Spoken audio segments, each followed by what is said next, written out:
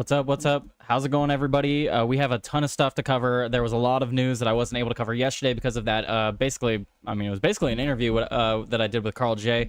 If you didn't see that, I highly recommend you go and check that out. He lives in Sacramento, California, and the government has been harassing him for years, and they're about to put him out on the streets. So go and check that out. Make sure you share that story because I don't have enough pull to actually get him help. He needs attention to this story. He needs actual help. And it's help that I can't get him. So if you guys can go and check that out, share it. I would really appreciate that. But we have all kinds of news, Israel news, all kinds of information about that. Ukraine, Russia, United States, of course. Some news about China. A lot of smaller stories here and there. More Epstein stuff, of course. Just lots to cover. And we'll be getting into that here in just a moment.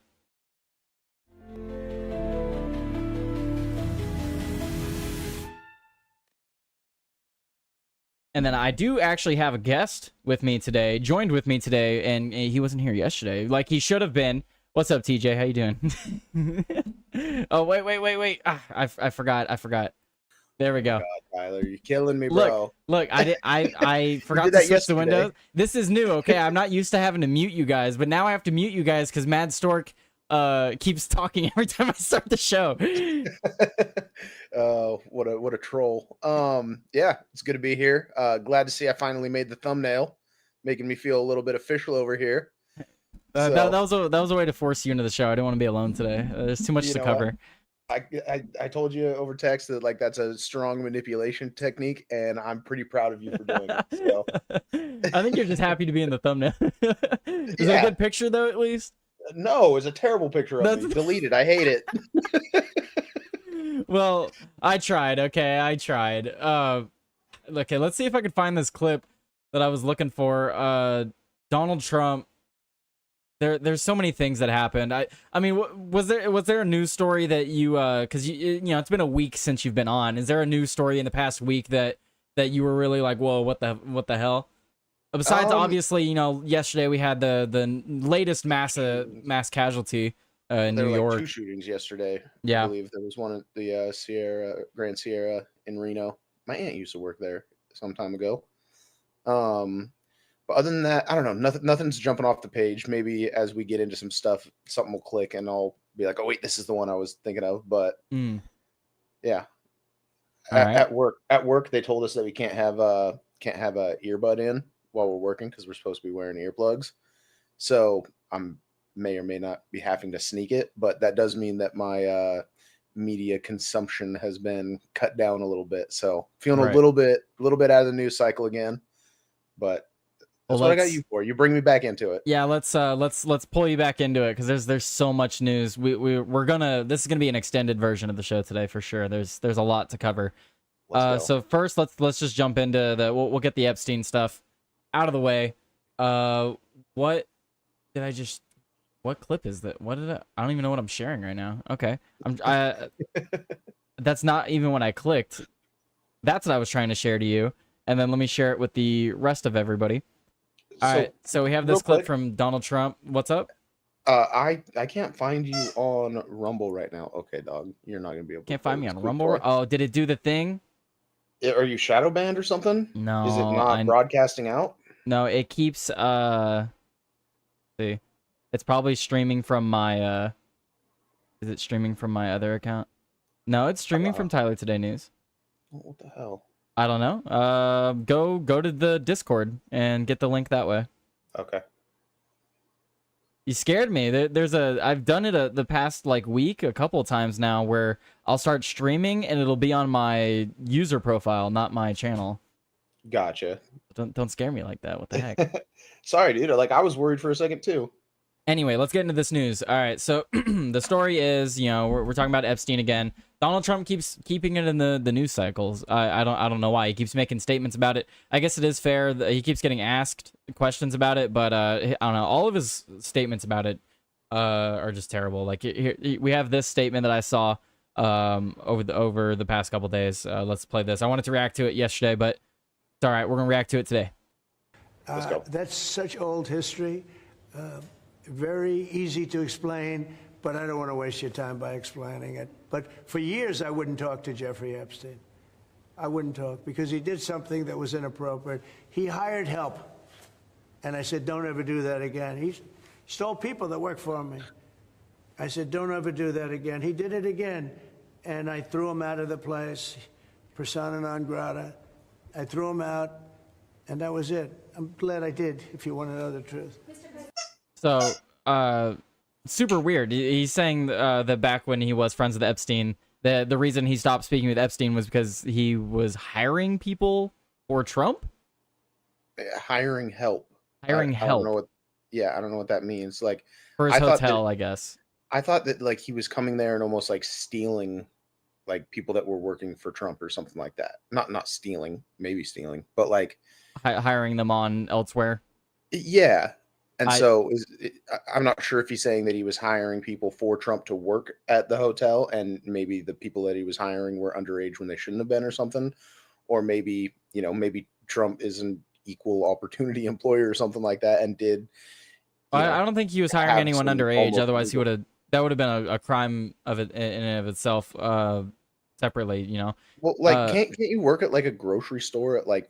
But you can't or something like that. You can't have someone that doesn't work for you hire someone to work under you and then be underage. Like there's a lot of paperwork that goes into that. I mean, I had a story just the other day about what was it? I think it was Illinois. They were reversing a law because they had it to where like you had to get written consent from your parent and then fill out some paperwork and then get like a stamped form from the government to get permission to go work. Yeah. So, yeah, very interesting. I wish that we had greater details on exactly what he meant by that, because you can assume it a couple of different ways.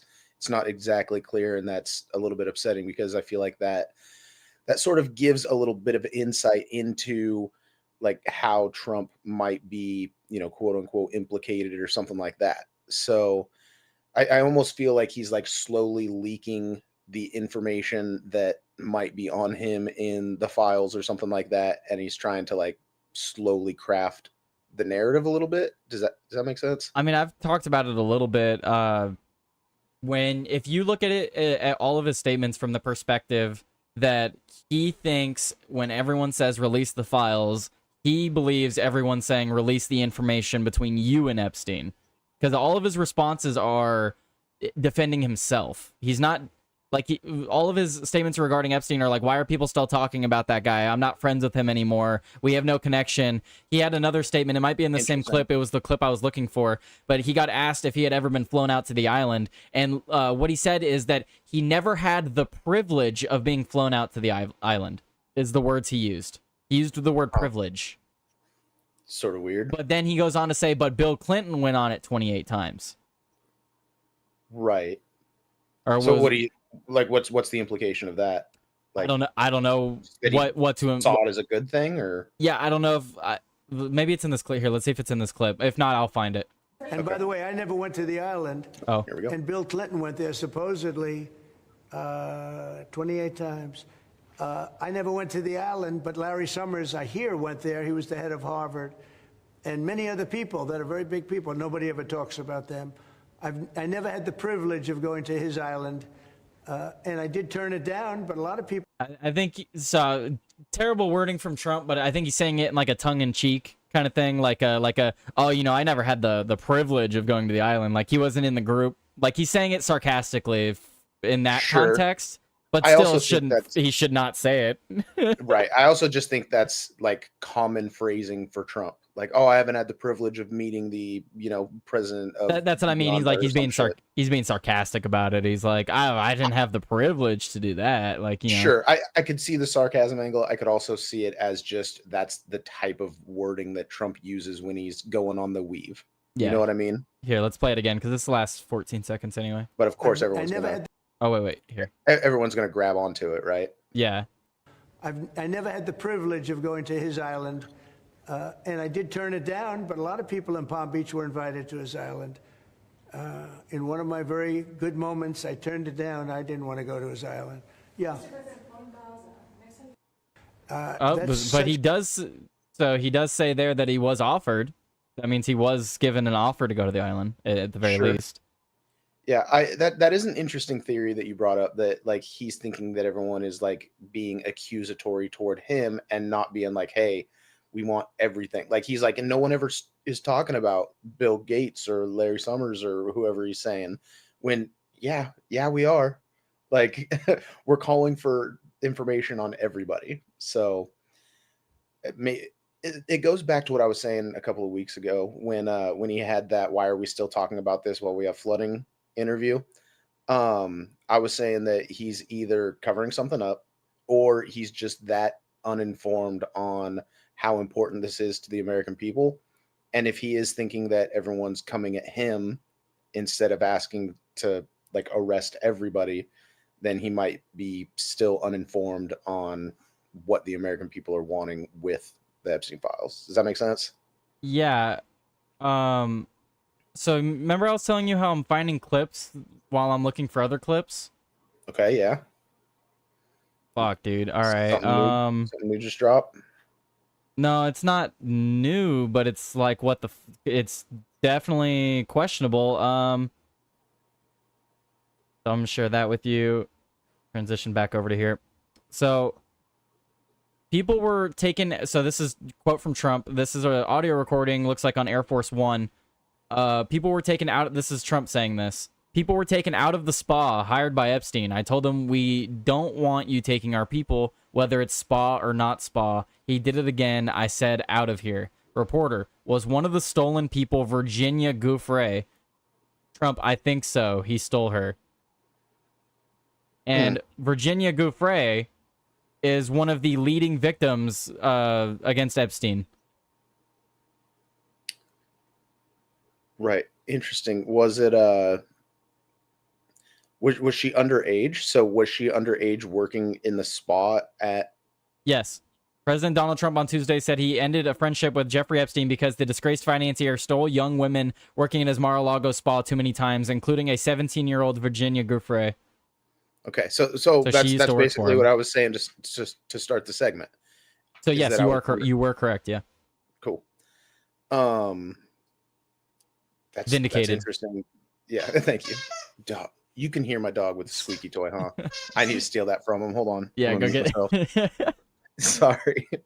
Let's see. No, this is super weird story though. So, speaking aboard Air Force One while returning from his 5-day combination golf holiday and tariff summit in Scotland, Trump was asked about comments he made over the weekend suggesting that he'd banned the pedophile power player from his Palm Beach club for hiring away employees. He confirmed that Epstein took people away that work for me, and did so again despite being admonished not to poach Mar-a-Lago workers by Trump.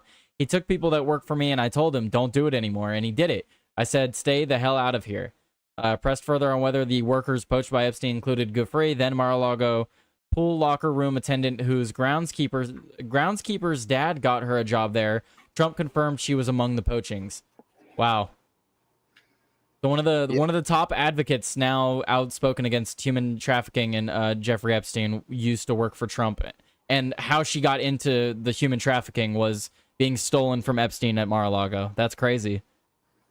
Yep, and that's kind of what I was under the impression that their involvement was, and why he got kicked out. That's what I thought. Virginia Giuffre is the one that committed suicide earlier this year after repeatedly saying she wouldn't.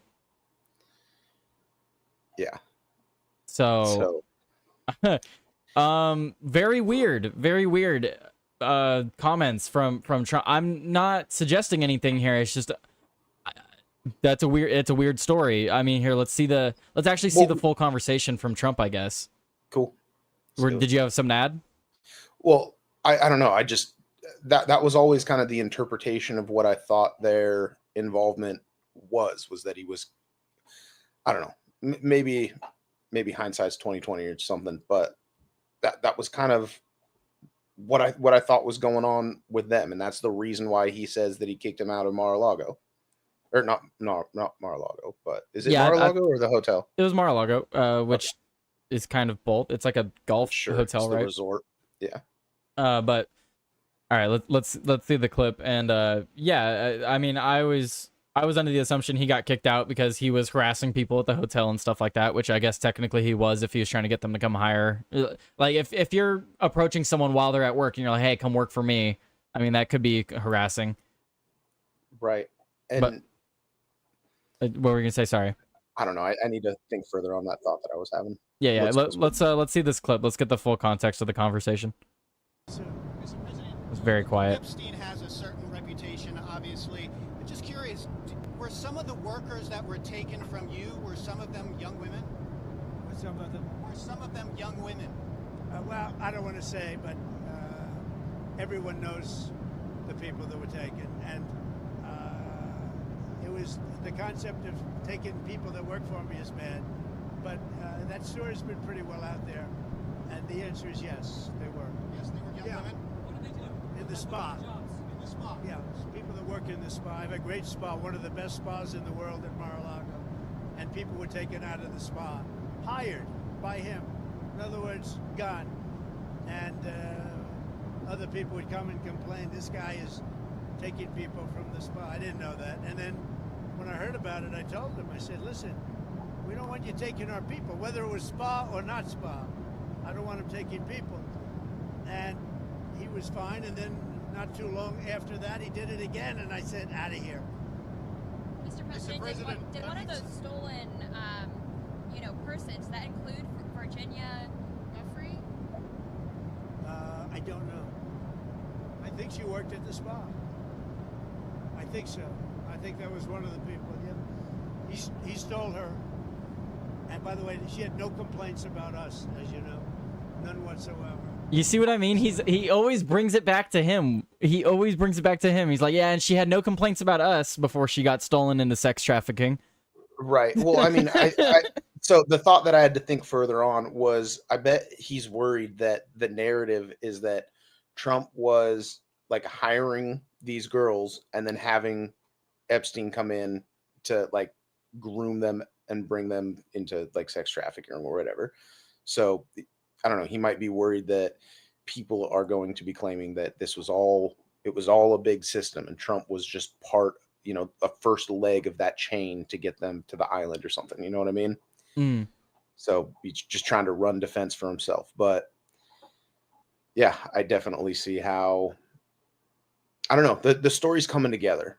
You know what I mean? Like we're starting to see more and more of the contextual details that actually paints the picture and makes it less of conspiracy and more of reality, right? So, no, you're absolutely right, and it reads here. So it actually explains more about Giuffre's story, leading on from being taken from Mar-a-Lago. It says that she met Epstein's accomplice Ghislaine at Mar-a-Lago in 2000. She told the BBC, and she offered her an interview to train as a massage therapist. Giuffre was ultimately recruited and groomed by Maxwell, and then brutally assaulted sexually by Epstein on numerous occasions after being ostensibly hired as a masseuse by the pedophile. The president's new claim about the reasons why he ended a years-long friendship with Epstein contradicts previous statements by him over the years concerning why he cut off the sex offender. Okay, so he previously said that he cut off contact with Epstein because he was a creep, citing a 2009 conviction for soliciting underage prostitutes. Trump and people close to him have routinely cited the end of his friendship with Epstein when attempting to distance the president from the disgraced sex trafficker. Well, in Trump's defense on that part, yeah, I wouldn't really be drawing attention to the fact that he took people from my place of business and then got them into sex trafficking. It just to play devil's advocate, I'm not going to be exactly advertising that. I'm gonna definitely point to, oh look, he was convicted of this terrible thing. Let's not point to what he actually was actually doing over at my place. Agreed. So, because let's say what Trump's saying is honest and truthful.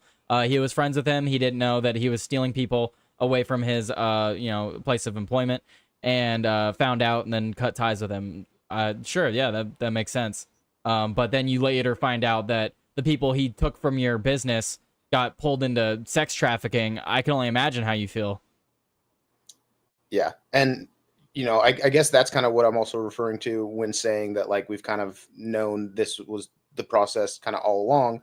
We know that he was a creep at Mar-a-Lago. And I could have swore that I heard that, I don't know, maybe it's just like claims from the left or whatever, that they were saying that Trump was like trafficking girls to him or something like that. I don't know. I don't know. Like it's good to see the story in greater context and greater details. Kind of what I'm coming back to. Yeah, it's just interesting because we've seen recent things like it says here. It says that he's called the bipartisan clamor for the documents a hoax that's been built up way beyond proportion, and he's accused his predecessor of having tampered with the infamous case files. He goes on to say that those files were run by the worst scum on the earth. They were run by Comey, they were run by Garland, they were run by Biden, and all of the people that actually ran the government, including the Autopen. Those files were run for 4 years by those people. If he had anything, I assume they would have released it, which...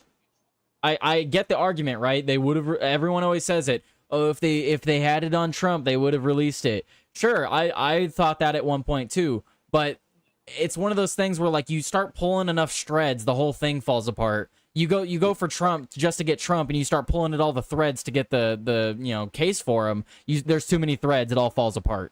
Like right. That's why they don't do it. So it's one thing to be like, oh, why didn't they do it when they had the information? It's because it hurts everybody. Everyone's implicated in this. And I was saying a couple of weeks ago that, like, as I'm hearing people use why didn't the Democrats release it when they were in power? Like I've always been saying that I don't like that argument point, that justification point, specifically because it implicates everyone. And, are you going to burn down your house to kill the rat inside the wall kind of a thing? Like, yeah. So that's not good justification. But I also, I wonder how much of what's in the files is real and how much of what's in the files is fabricated, and how much real stuff from the files has been removed and destroyed. No, I do agree. And, Trump has made comments saying things like, that it's been tampered with, and that they know that it's been tampered with. They know who tampered with it. And it's like, okay, well, if you know who did it and what was tampered with, or partially know what was tampered with, then like you can figure out, you can at least go after those people then, or try to reverse what was tampered. I don't know. That's how I feel. Right. But like, if at some point people are going to be screaming from the high heavens that, like, this is real information about Trump, but he's just saying it's tampered with. So, I mean, there's that too. Like, yeah. They're like, people are going to believe what they want to believe at this point. Like, it's been so muddied. Like, even if everything drops, the people who like Trump are going to say that this is just another PP dossier or whatever. And the people who hate Trump are going to say, oh, this is absolute truth. And look, now you all voted in a pedophile or whatever. And so, even with full release, full disclosure, the lines aren't going to be shifted. You know what I mean? Yeah. No, it would have to be some like crazy at this point. It would have to, I don't even know what kind of evidence to say. Like, I don't even know what I could say because whatever they release at this point, I would just think they doctored. AI videos gotten too good. I can only imagine what the government has. It's not hard to fake a file, fake a document, fake a date.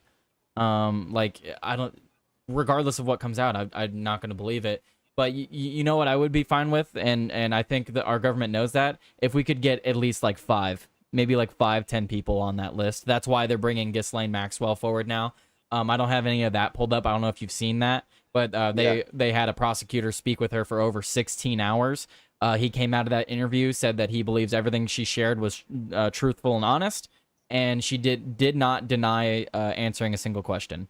Right. That's probably the big story from the last week or so that hit me in the face. I was like, as soon as I saw that she was doing it, I was like, or actually, as soon as I heard that they actually did it, my jaw hit the floor, and I'm like, oh fuck, this is screw the DOJ press release. This is back on. Yeah. And one sort of like manipulation from that story that I'm not quite okay with is how it says, oh, she named 100 names, when in reality it sounds like she was asked about 100 names and she provided comment on those 100 names. But it's not like she's like, here, let me go through my little black book and tell you everyone who's on the list. You know what I mean? There's false framing from the media in that regard, and I don't like that. And I talked about this with Joey and Mad Stork on Friday. How would you feel if Donald Trump were to give Ghislaine a pardon in exchange for her testifying against, let's say, 5, maybe 10 people or more. You know, I would you trade Ghislaine for 5 or 10 other pedophiles?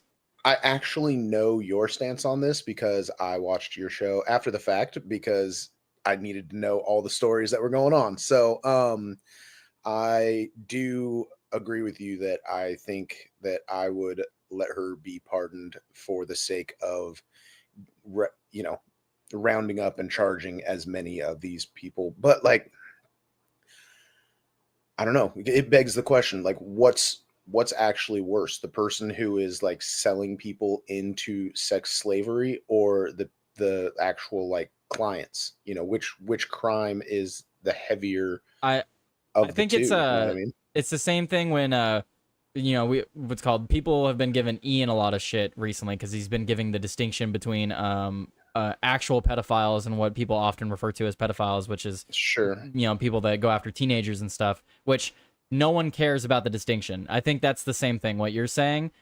Which one's worse? The one actually doing things to kids, but the distinction doesn't matter. They're both equally evil and heinous and are seen as the same thing. Whether you're trafficking the kids or actually hurting the kids after they're trafficked, I think you're seen as the same. Yeah, and I think that if she were to get pardoned, she would still probably not be long for this world. Well, and that's my other comment is, you know, let's say we get 5, 10 other guys that or gals, depending, you know, there's women on the list as well. Let's say we get 5, 10 other people that are on that list, and they get sent into prison for the next 20 to 30 years. That's a lot better than her sitting in prison for the next, what is it now, 16? She only got 20 years. I think a lot of people don't know. I didn't even know that till recently. Ghislaine Maxwell only got 20 years in prison.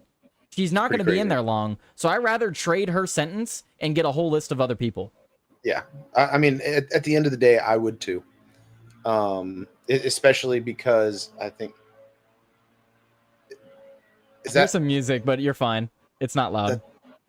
That might be like a dude weed eating. Hold on.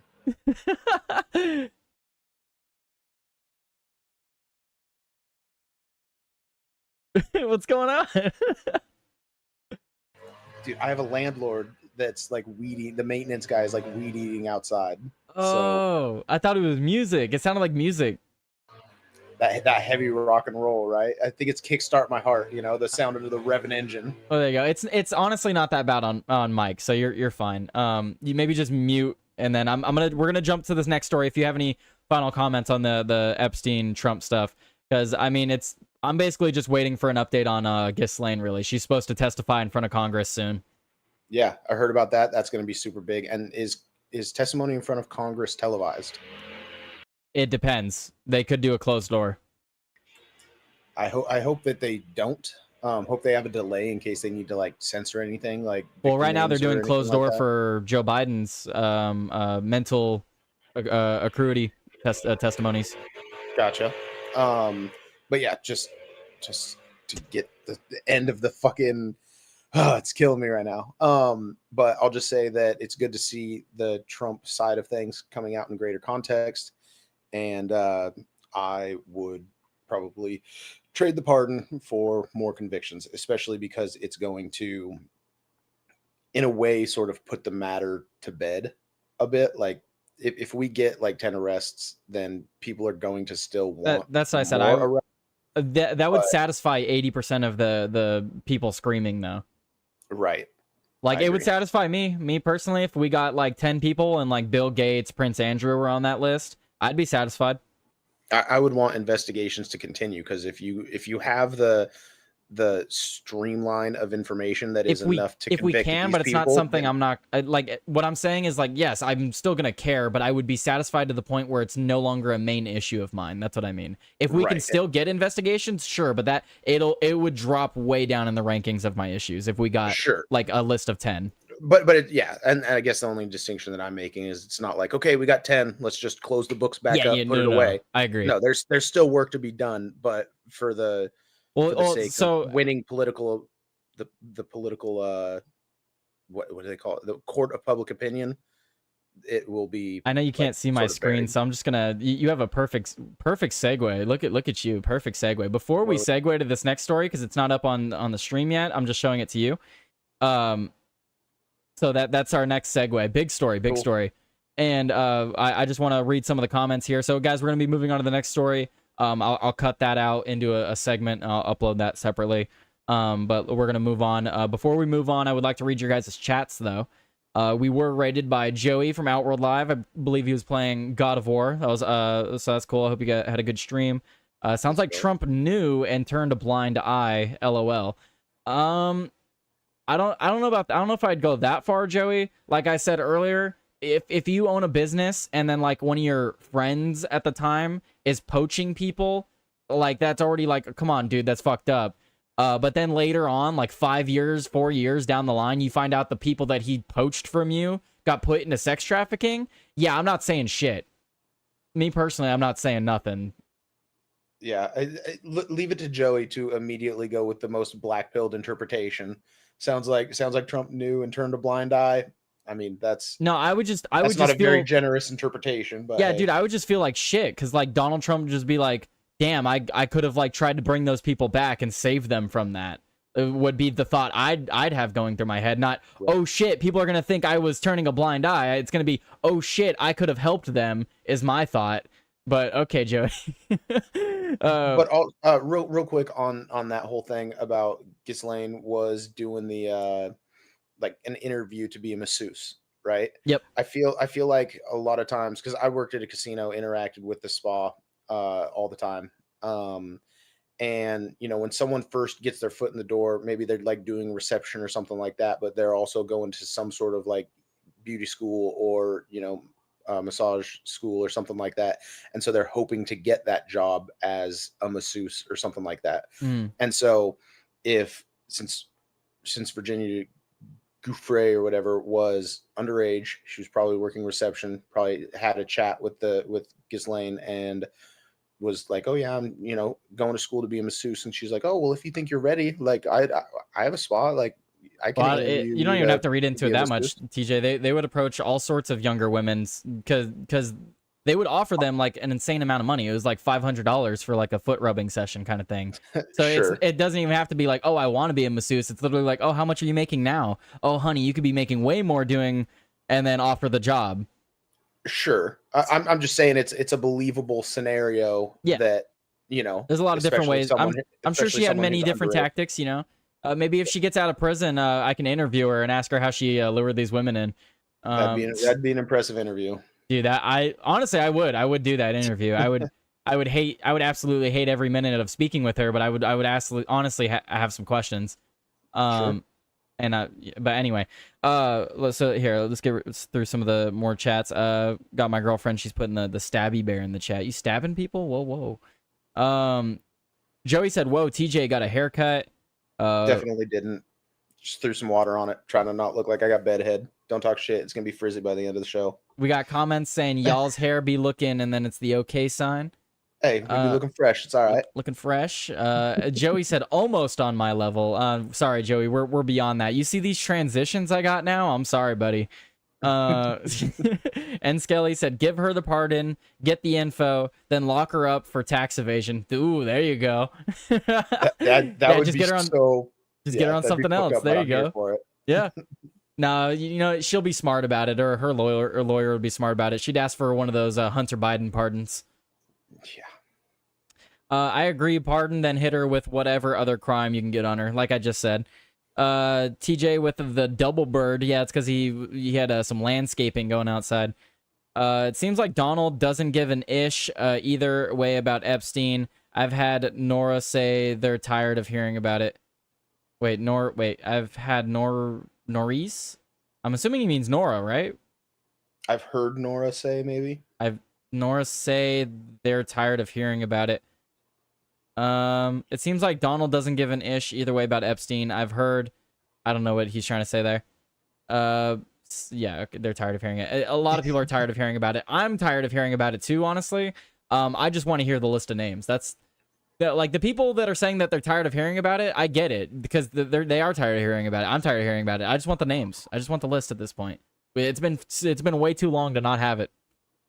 Well, so remember a couple of weeks ago when I was saying that, like, oh, we need to actually define what Normies. we want when we say, we need to actually define what we mean when we say we want the Epstein list, because, and you initially were like, no, everyone knows what we mean by when we say the Epstein files or the Epstein list. We mean the money trail. We mean the flight logs. We mean, evidently I'm wrong, correspondence or because whatever. even Trump thinks Phil, when we say Epstein files, he thinks we're talking about him. So, well, dude, like 3 days or a week after I brought up the fact that we need to define what the Epstein files are, we got Phil on IRL going off and saying the exact same thing. That so it's good to be ahead of the curve, and it's good to be a little bit right. Vindicated by a louder voice. Yeah, earning your spot on the thumbnail today, I guess. Yeah. All right. So that's the end of the Epstein stuff. We're gonna move on to the next story now. Epstein list equals anything that will convict the evil Satanist pedos abusing and helping abusers and abuse kids. Yeah, that's basically what the Epstein list. That's anything fair. that will convict the evil Satanist pedos. That's what the files are, and that's what the Epstein list and the Epstein files are. But anyway, let's move to this next story, because this is major news. You have people all over the media claiming that there's no news. There's nothing to talk about. I have so many stories that we should be talking about that no one's talking about. This next one is just one of the examples. Big win from the Trump administration. Why is it not popping up? Hello? There we go. It wasn't popping up for some reason. Did it drop out again? There you go. That's weird. I don't know. It's because I have studio mode on. But so this is a massive story. No one's really been talking about this. This is from yesterday. This isn't like a news story today. So I wanted to talk about it yesterday, but anyway, here we go today. Trump's Justice Department takes down dark web child abuse network. They found 120,000 users' information and millions of files in Operation Grayskull, and all of those files will be used in prosecuting those 120,000 people. I hope they find all 120,000 and they get the fucking book chucked at their nuts. In one of the most aggressive and successful anti-child exploitation crackdowns in the United States history, President Trump's Justice Department has revealed that the result of Operation Grayskull, a sweeping international strike that dismantled 4 high-traffic dark web platforms trafficking violent child sexual abuse materials, exposing a digital cesspool that included over 120,000 registered users and millions of illicit files. That's a massive win on Trump's. Massive. It's absolutely disgusting that there's that many people searching for that on the dark web. I didn't even know there were 120,000 people on the dark web, but I don't know. It's gross that those people are all around. Dude, millions of illicit files is nothing. There was a story earlier this year. I think it was before I started streaming, TJ. That it was a government employee, I believe. They found 8 terabytes of child porn. I could download every single video game I've ever played and not reach fucking 8 terabytes. Video games. Absolutely disgusting.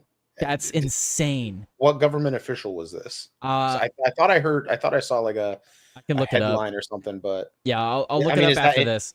I wonder if that's included in this Operation Grayskull. Like, when did it happen? Well, so this just happened. So looks like I'm talking about the government official though. It was early. I have to look up the story again. I don't remember all the details. I try not to remember too much information about this. For sure. All right, let's continue. I just get the headline of that, and then I try to forget the rest. Today, 18 individuals have been convicted in federal court, receiving a combined 300+ years in prison. God damn, just between the 18 of them. The Justice Department detailed how Thomas Peter Katsampes, 52, of Minnesota, became a staff member on one of these despicable sites, personally distributing this child abuse material, guiding others on how to do so, and helping manage operations. He was sentenced to over 20 years in prison. That's it? Dude, people like that, you don't reform people like that. It's life. Right. That's life in prison. You don't... Yeah, it should be, but like, I don't know. How are these laws created? Like, do we need to like revamp them for, I don't know, a new age or whatever? I don't know. Like that seems like that might be something that was given in the past. You know what I mean? Nah, dude, it's got to be. I have another story I'm gonna pull up here just a second, TJ, that you're gonna fucking puke at. How do we change the lie? Or sorry, not the lie. How laws? do we change the laws to include a heavier prison sentence for people like this? I don't know, What's man. The You process gotta for doing that.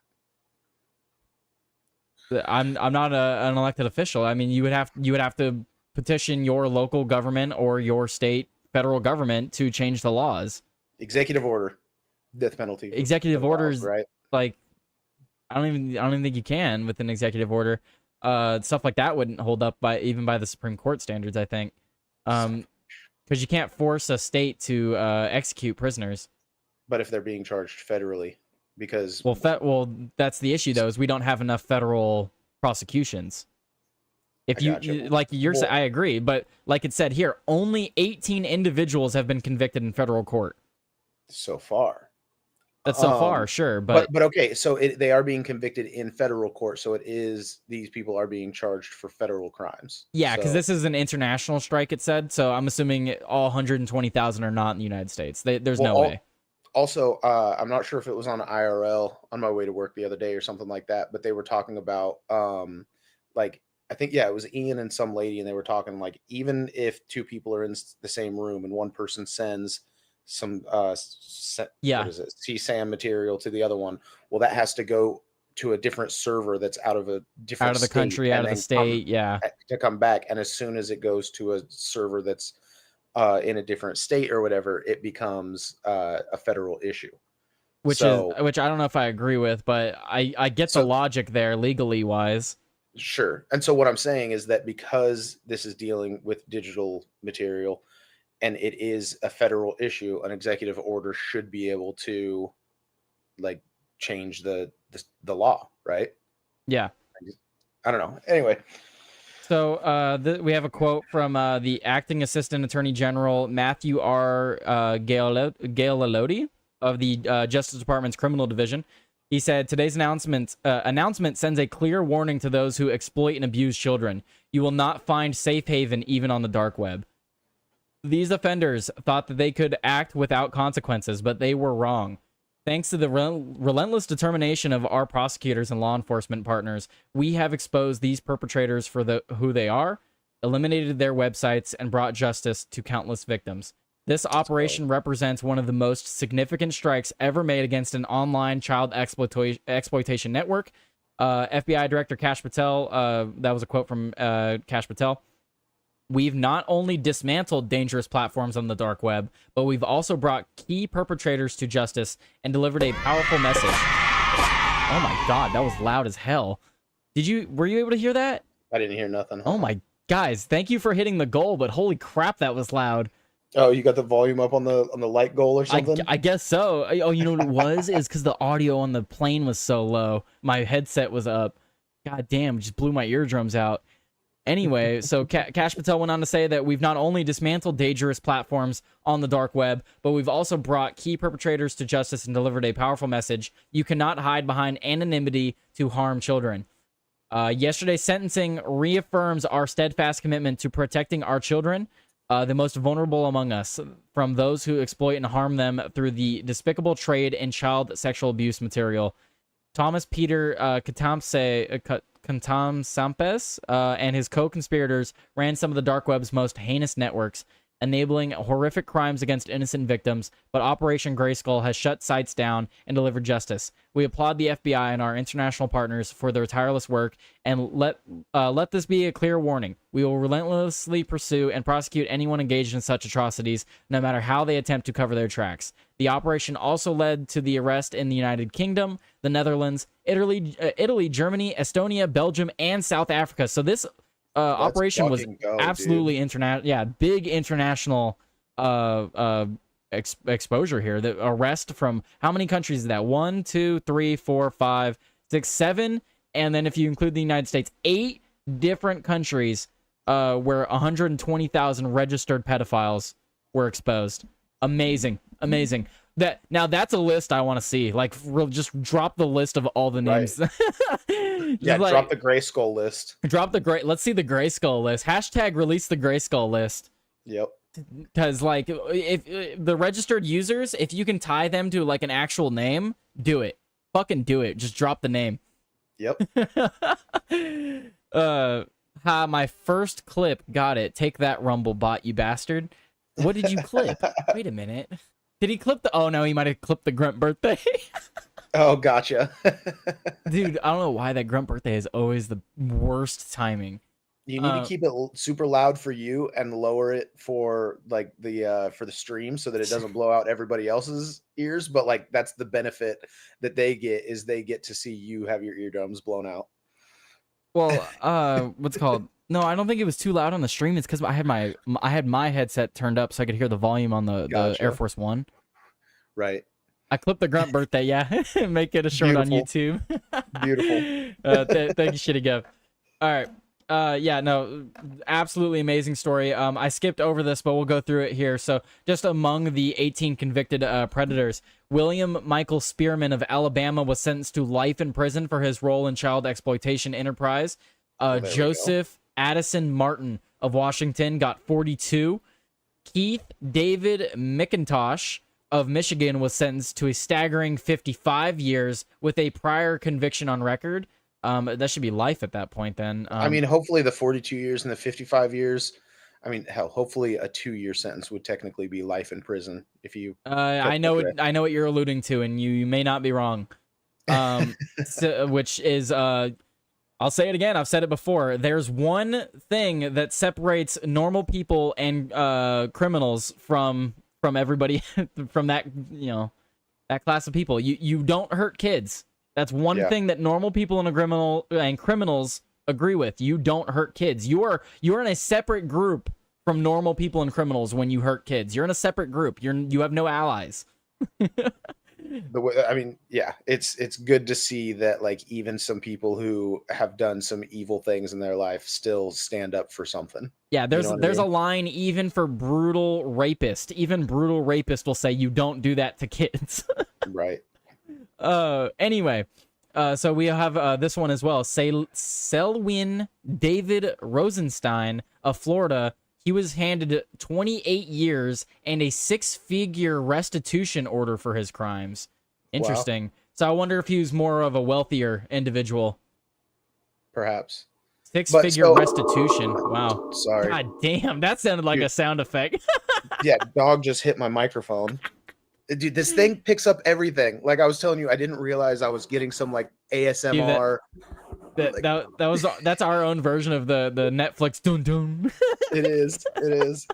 But what I wanted to say is that I know we've been giving Cash and Dan some shit because of them coming out in their hostage video where they said Epstein killed himself and all of the stuff surrounding Epstein and their involvement or whatever.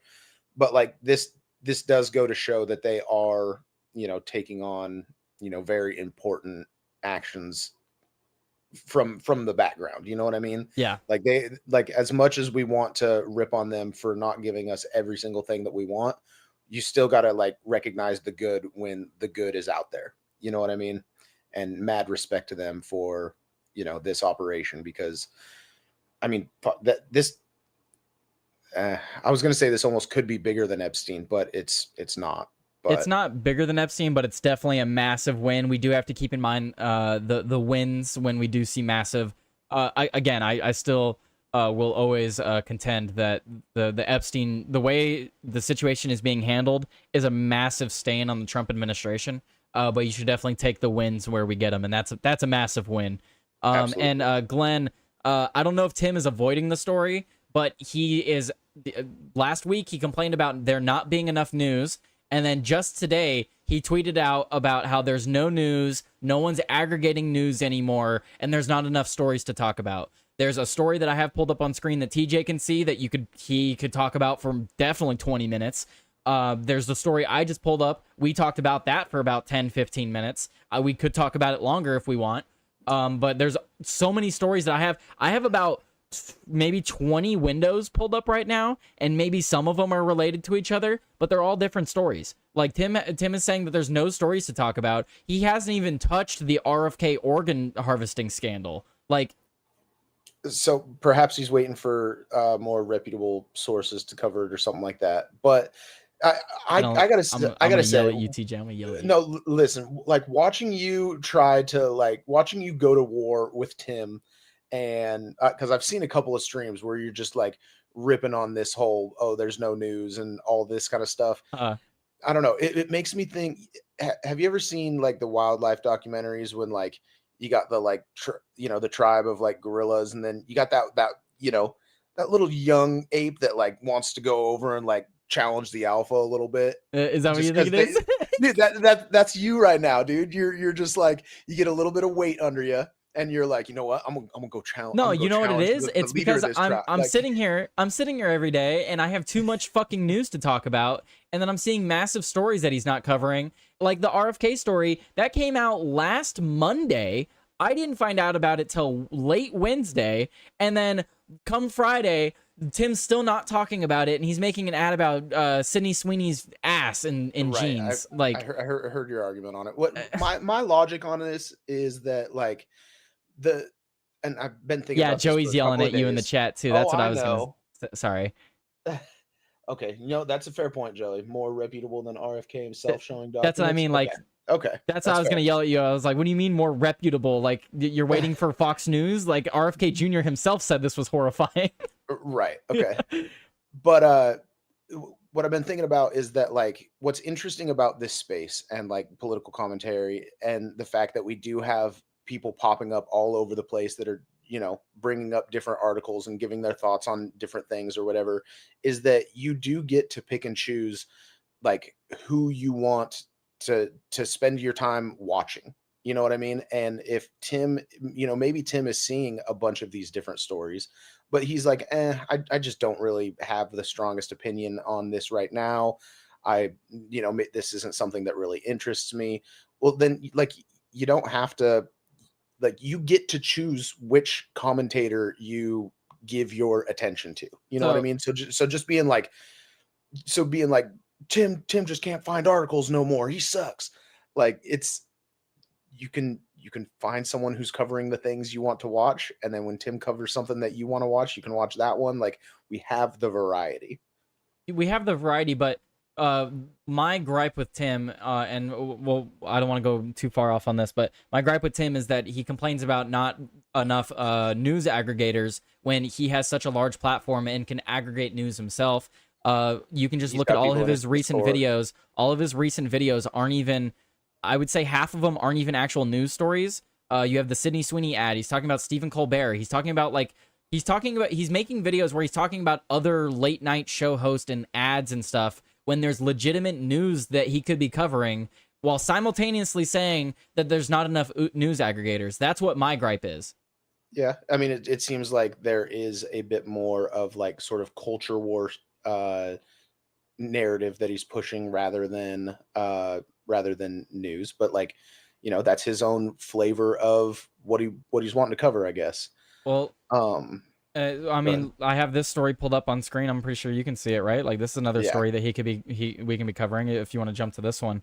This isn't exactly in relation, but it's kind of within the same wheelhouse of what we were just talking about. So we have big stories from the government talking about exposing child predators. But we also have this story: American gay couple's viral surrogacy video sparks outrage after one of the parents identified as a registered child sex offender. So these people have been posting videos online with their adopted son, and the people were complaining about it because it's just cringy, and a lot of people have been against surrogacy for a while. But it turns out that this guy in the glasses here is a convicted sex offender, child sex offender. Dude, I feel like there are like numerous same-sex couples that like apply for adoption or something like that, or maybe it's just like a single parent or something like that, and they're a perfectly upstanding individual, and because of like the paperwork and background check and everything that they have to do or whatever, they get denied. How does someone who like literally registered, how the fuck does that happen? Like I'm pretty sure that should be an immediate no, you're never adopting. Sorry. Yeah, that should just be automatic. Oh, just sex, doesn't even have to be child sex offender. Literally, the moment I see sex offender, just no, just you're barred from adopting a child. Yeah, like that's bare minimum. Should be black and white. So how did something like this slip through the cracks? Okay, let's read on. So it says, no, you're right. How does this happen? Infuriating. A viral video documenting an American gay couple's surrogacy journey has, so it's not just adoption, it was a surrogacy. How does, okay, now I'm upset with the person that carried the baby. How do you not look into the people you're carrying a baby for? Yeah. Journey, so their journey has sparked widespread alarm after it emerged that one of the parents, Brandon Mitchell, is a registered sex offender. The couple, Logan Riley and Mitchell, had shared a video online introducing their newborn son and offering a glimpse into the child's first year, a post that was initially celebrated as a heartwarming look at same-sex parenting. However, after the video gained traction on social media, viewers uncovered Mitchell's criminal history, prompting questions about child safety and major concerns over legal oversight and surrogacy arrangements. So I think that's what it is. I think there's just not enough oversight when it comes to surrogacy. Because if it was adoption, maybe this wouldn't have slipped through. But then again, we have seen stories recently, earlier this year, of that gay couple that was pimping out their 2 adopted boys. That was an absolutely horrendous story. Now, the story here, we don't know if he's doing anything to his kid, but the simple fact that he was able to get a surrogate and be a child sex offender is astonishing. Yeah, and it almost seems like they're, how do I word it? They have the kid just because they want to show off the kid. You know what I mean? Like they don't. I don't know the concept. It's like they're doing it. They adopted for social media likes, not because they want to have a family. Is almost the way I feel based on, that's a lot of these gay couples though. They're adopting for vanity. I've got a question. I've got a question. Why aren't we seeing a massive surge of lesbian couples adopting or getting surrogates? Or or getting sperm donated to them, or however it's called.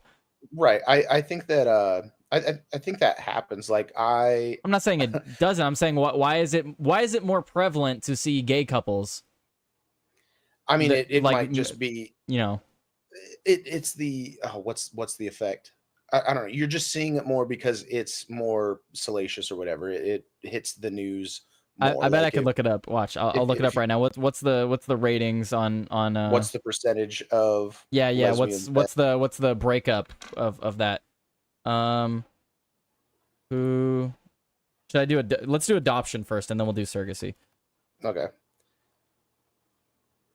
But yeah, like I do know, like I know a lesbian couple that I've been friends with for, I was friends with a gal in high school, and she found someone she loved and whatnot. And a fair few years back, they were like wanting to have a kid, and so they like kind of reached out to me or whatever, and I was like, well, now wait a second, like, you guys gonna hand me a cup, or are we doing this the old-fashioned way? Like, what are we talking here?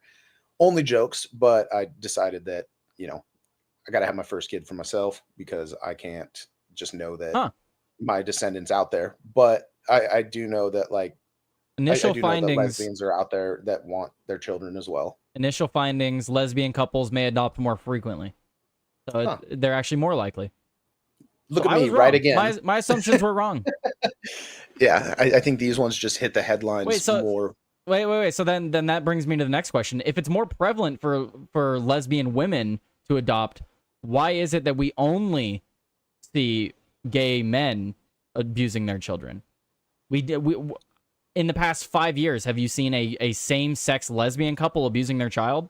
I have not, but you can. I guarantee there's a story, but what are the statistics? What are the statistics on that? On male versus female, Well, okay, well, so like that, I guess. Yeah, well, that's the weird part though, because if you go to like domestic violence, lesbian couples have the highest rate. So, and then Sure. gay gay males couples, they have the lowest rate. So I don't know. It's I don't know if those if there's any correlation there. It's just interesting that all the stories we see of surrogates and adoptions going wrong where the child gets abused, it's more often than not a gay couple. It's weird. Yeah, it's I think the reason weird. it bothers people is because it's one thing to have like a regular relationship where it's a man and a woman. They can have a kid. Maybe the woman can't have a kid. They adopt, whatever. That's normal. They're supposed to have a kid. But when it's a same sex, that one of the parents was never meant to have anything to do with that kid. It's like, so it's a different scenario. And then you couple it with the fact that he's a sex offender. I don't know. It's really weird. I don't know how I feel about it. Overall, I'm completely against surrogacy. I don't know about you. Sure. You know, I am not opposed, and I'm not even opposed to like a gay couple having an adopted baby or whatever. It's just something to be like maybe cautious of because of the, I don't know, nefarious nature of their lifestyle, I guess. I don't know. It's like in general, if they're upstanding individuals without like evil within them and they want to like raise a family, like, I don't know, that's, you know, bringing new life into this world and raising that life into an incredible human being is like kind of a reason why we're all here. You know, it's one of, at least in my views, like the main purpose of human existence. You know what I mean? And so even if you are in a same-sex relationship, there is still some, you know, or at least there should be some biological innate need to raise the next generation. You know what I mean? So, yeah. But this certain case or whatever, I don't know. I still don't see how they were able to get past it when he's got that, you know, red flag on his background check.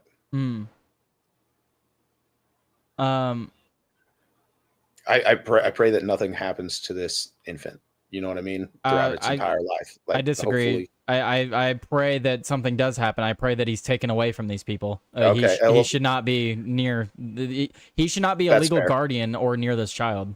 That is fair. CPS should be involved already. Absolutely, yeah. I would rather him in the care of the government than in the hands of a sex offender, child sex offender. That's fair. I mean, they're kind of one and the same, but better chances with the government in this very specific situation. Yeah.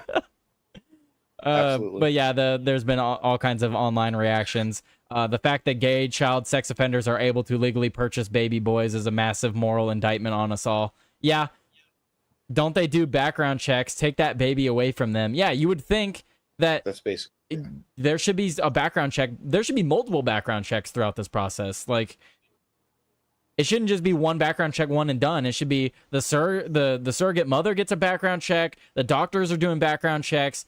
Any government official involved needs to be doing background checks and signing the legal paperwork for guardianship. Like, there needs to be a background check every fucking step of the way when you're talking about giving a child to someone. To take that to the extreme, though, like, you know, tweakers in same-sex relationships have babies all the time. You know? And so like, I think their babies should be taken too. Sure, but like, do we do background checks before we tell tweakers they can get down? Like, well, is there gonna be a background check that tells me they're actively doing drugs? Because if someone's giving birth and they're very clearly on drugs, I would say yes, take the baby away. You know what I mean? Or like, if a law enforcement officer comes across a parent who's strung out and they have their kid with them, yeah, take the kid from them. Like, so I think what you're saying is like, yeah, very clearly, yes, I would be on the side of take the kid away from the drug addict the moment you find out that there are kids and drugs involved. Right. I'm just taking this to an extreme hypothetical and saying like background check. You committed financial fraud, abort your kid. No, Jesus, no. There's an extreme for you, TJ. Yeah, thank you. I appreciate that. Is that what you were wanting? Yeah, I think so. All right, how'd you know? How'd you know that's what I wanted in the end? You're a mind reader. Chat, are tweakers or commies worse? 1 for tweakers, 2 for commies. Go. Good question. Tweakers or commies? Commies. Tweakers tend to mind their own business. Maybe go collect some scrap and bring it to the recycling yard.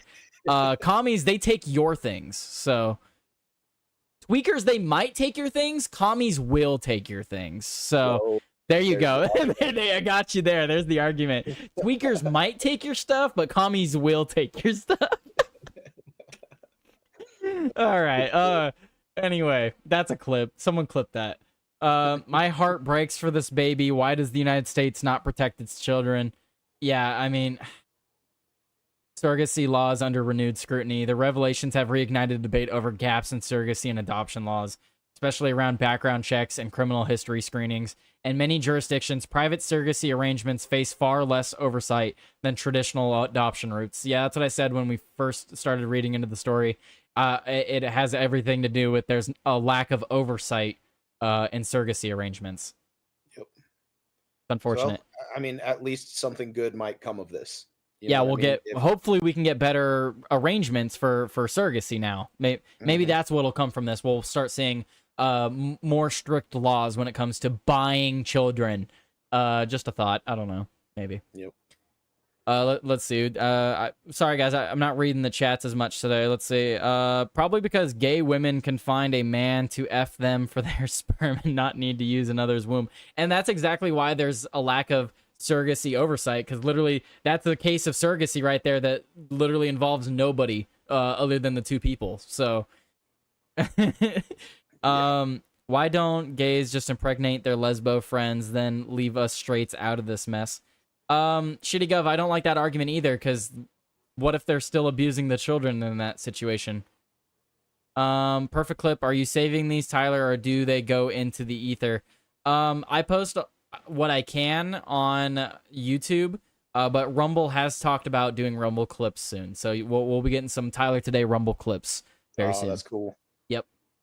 Anyway, yeah, final thoughts on the story. News? What? Sorry, is that the advancements in Rumble? Is this breaking news from the creator program? They said it like 2 weeks ago, like 2-3 weeks ago. It's not new. It said they said they're working on it, which I hope they are, because you look at TikTok, Instagram, Threads, X, like you look at all YouTube, look at all these platforms. Yeah, they're all content's huge. They're all doing shorts. YouTube Shorts draws a lot of users. So anyway. Let's move on to the next story. What do I want to talk about next? We have so many things to talk about, TJ. It's crazy. It's and we take a half hour per article just because we start riffing. Well, so damn it, we got to move through things to talk about, brother. I want to get your thoughts on this story, because again, no one is talking about this, and even you yourself have triggered me a little bit by saying there's no official source on this, or not official enough. Okay. Yep. RFK Jr. vows to fix quote horrifying organ transplant system after troubling findings. This is another article. This is from Fox. This is the third article I've pulled up in a week. Organ donors' lives endangered by rushed transplant procedures, investigation finds. What that title is saying is not that lives were endangered. People were fucking murdered so that their organs could be harvested and sold off. Hold on. Organ donors' lives endangered by rushed transplant procedures. TJ, I was reading one of the articles last week. One of the stories when RFK was investigating into this talked about a case of a man who was put on a operating table to have his organs harvested because he was declared dead, or declared ready for harvest, essentially. Mid-procedure, he proceeded to put his legs up to his chest and shake his head no, and they tried to continue the procedure. Whoa. That's how horrifying this shit is. Yeah, that's fucked up. There's multiple cases similar to that. Family says 12-year-old... Oh, that's a different story. As new report claims that premature... Look at the wording on this. As new report claims premature organ transplants. What that's saying is they killed someone to get their organs. That's what that actually says. That's just rewording it. Sure. So how long after someone passes away, like naturally, does the medical field have to harvest their organs? Typically you have about 24 hours. Most cases, they put if someone's brain dead, they'll put them on life support and they'll harvest them slower. So It's very situational. You don't have a lot of time, and that's kind of the argument here is, oh well, we don't have a lot of time if it turns out that he was ready for organ harvesting and then we waited and now the organs aren't good to give to someone, then it was a waste. I get that argument, but when you're prioritizing the organ over the life at hand, that's the issue here. Is you're prioritizing getting the organs from the person and not saving the person's life. Right. So no, I talked about it with Joey and Stork. I took myself off the organ donor list when I went and updated my card last week, strictly because I don't ever want to be in a situation where a doctor's looking at my medical file and they're like, this person's on the organ donor list. I can either give him care or I can neglect a little bit of care, change his chances, we get his organs, get some money. Right. Like literally. And it's not even that the doctor's being nefarious. It's literally, oh, this guy's on the organ donor list. I'm going to treat him different now because I need to save his organs. They're going to give you different medication because certain medications can affect your organs.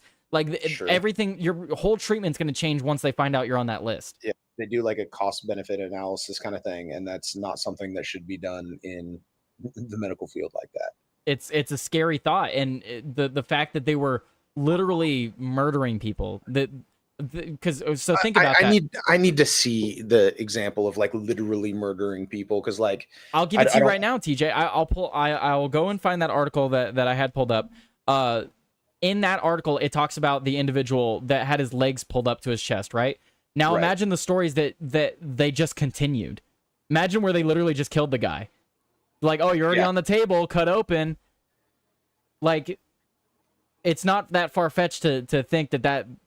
We already have the evidence that they were basically doing that. We have people, we have survivors from this. I wonder how much they were doing that like during COVID when people were like on the ventilator machines and, eventually they have to come off the ventilator and, they're going to pass. Like, I don't know how many of those people were, strategically taken off the ventilator or something like that. Yeah. So I'll pull that article up and I'll send it to you. I've already showed it on stream. I'll send it to you personally so you can read it because I appreciate that. It might say it in here as well. Let's go through it. So it says several families have stated that surgeons attempted to initiate organ retrievals while patients were still alive or improving. As noted as a July 20th report from the New York Times. Amid a growing push for increased transplants, a growing number of patients have endured premature or bungled attempts to retrieve their organs. That's fucking insane. Bungled is a funny word, though. Bungled, yeah, bungled. Not a word you see used often, especially in this context. I don't know. Feels a little goofy to use a word like bungled, or silly even. According to the report, which painted a picture of rushed decision-making and organ demand taking priority over donor safety. Wow, look at that. So, yeah, I mean, look, there's a massive wait list for organs, right? I get it. There's lives that could be saved from organ donations, but we should not discount the lives of the person that are donating the organs. If their life can be saved, we need to save them. Yeah, I agree. You prioritize the life of the person who has the organs, and like, I mean, we coupled this with the AI conversation last Friday, and it's going to get to the point where the AI is making medical decisions for people, and then they're going to be like, well, you have a life expectancy of this, or that based on your habits throughout the day. This is where we see you in the next 10 years. We're going to give your organs to this person because we see we see them as a larger benefit if we keep them around longer. Right. It's like that scene in iRobot, right? Where the robot decides to save Will Smith instead of saving the little girl because he had like a 0.02% more chance of living or something like that. Right. So then let's see. It says amid a growing push for increased transplants, a growing number of patients have endured. So we read that. In a recent investigation by the Health Resources and Services Administration, there were more than 70 canceled organ removals in Kentucky alone. That should have been stopped sooner because the patients showed signs of revival. How do you do that? Wait, there were 70, so they canceled So they were going to go and retrieve their organs, and before they went, so everything was signed off. Well, that's a good thing, though. It is a good thing. This section is a good thing. It is, but it's horrifying to think about. Think about that, TJ. They signed off on harvesting your organs. That's basically like signing a death certificate. They might as well have signed off on your death certificate, and then after signing all the paperwork for it, said, "Oops, you're actually alive." Right. That's the horrifying part. Like, yes, it's good that they were like, "Okay, he's alive. Let's not kill him." But it's horrifying to think that they even got to that point where he's dead. Let's take his organs. Yeah. It's kind of crazy. The problem appears to be the problem appears to be linked to an increase in donation after circulatory death, which is when the patient has not been declared brain dead but is critically ill or injured. So this is obviously for cases where they're critically ill or injured, they're like, "Oh, well, you're not going to make it back anyway." It's like when doctors say that he has no hopes of living and then or recovering, and then the person recovers. It happens all the time. 10, 15 years. Yeah. Yeah. You only have a year to live, and then they're alive 15 years later. Right. Yeah. You'll be dead by the cancer in the next 4 years. Here they are 12 years later. Like, right. The doctors are not infallible. They can be wrong. So I have two questions. One of them I might have forgotten, but it might come back to me. Second one is with the high need for organs, like, which is creating this, this it's part terrible of the circumstance. Yeah, part of the circumstances. How do you feel about something like lab grown organs? Would you be okay in like investing in that sort of technology to basically remove the need from organ donors? Artificial organs that don't use fetal tissue, I would be in favor of. Yeah. If we can develop a way where we aren't using dead babies to create fake organs, yes. Can't you get that same sort of stem cells and stuff from placenta? Is that not a thing? I'm not a scientist, but from my understanding, you can, but it doesn't work exactly the same. There's something with the stem cells you get from fetuses that I don't know. I'm not a doctor. I could be completely wrong on that. Sure, but either way, as long as it's not using stem cells from dead fetuses, overall, I would say I'm in favor of it. Yeah. And then the other question I had is, what do you think are the odds or the percentage of people having organs harvested when they haven't agreed to be an organ donor? Do you think that happens frequently, infrequently, not at all? I wouldn't say that it doesn't happen. I don't know. More rare and in shadier hospitals? I don't have any comment to make on that. All I know is that over 60% of the entire United States is an organ donor, so we are talking about a minority. I might actually be, because if I die, what am I going to need them for? You know what I mean? That's kind of but like we talked about, if you get in an accident and they decide to decline care, or they decided to treat you differently that has less of a chance of you surviving because they want to protect your organs, And for those of you saying, "Oh, I'm going to take myself off the organ donor list," blah, blah, blah. Great. Do that. Make sure you also call the number and take yourself off the federal list. Because when you do it at the state level, they also add you to the federal list. And you need to call to remove yourself. And there's a bunch of hoops you got to jump through. So once you're actually on the list, it's very difficult to get off the list. I need to work on that this week, getting myself off it still. I got myself technically off it on my driver's license and at the state level, but federally they could still say I'm on it. Wow. Yeah. That's pretty crazy. Yeah, the whole thing is fucked. But again, have you seen anyone besides me talking about this? Why is no one talking about this? This is horrifying. I mean, even RFK calls it horrifying. The entire system must be fixed to ensure that every potential donor's life is treated with the sanctity it deserves. Yeah, President Kennedy said so Secretary Kennedy said the investigation revealed that hospitals allowed the organ procurement process to begin when patients showed signs of life. This is horrifying, Kennedy said in a statement. The organ procurement organizations that coordinate access to transplants will be held accountable. The entire system must be fixed to ensure that every potential donor's life is treated with the sanctity it deserves. That's a direct quote from RFK. Like, this is, I'm going to use Kennedy's words. This is absolutely horrifying. This is probably one of the most terrifying stories to come out in the last, like, 10, 20 years. This is the government confirming that doctors have been killing people, whether on purpose or not, to get their organs. Yeah. When you put it that way, it does seem absolutely insane. That's why I'm so confused why people aren't talking about it. Like, I'm not a big channel. I feel like bigger channels should be bringing this up. You have Fox News trying to talk about it. TJ, look at this. And I'm sure people will start talking about it more. I'm not sure about that. TJ, look at the date on this.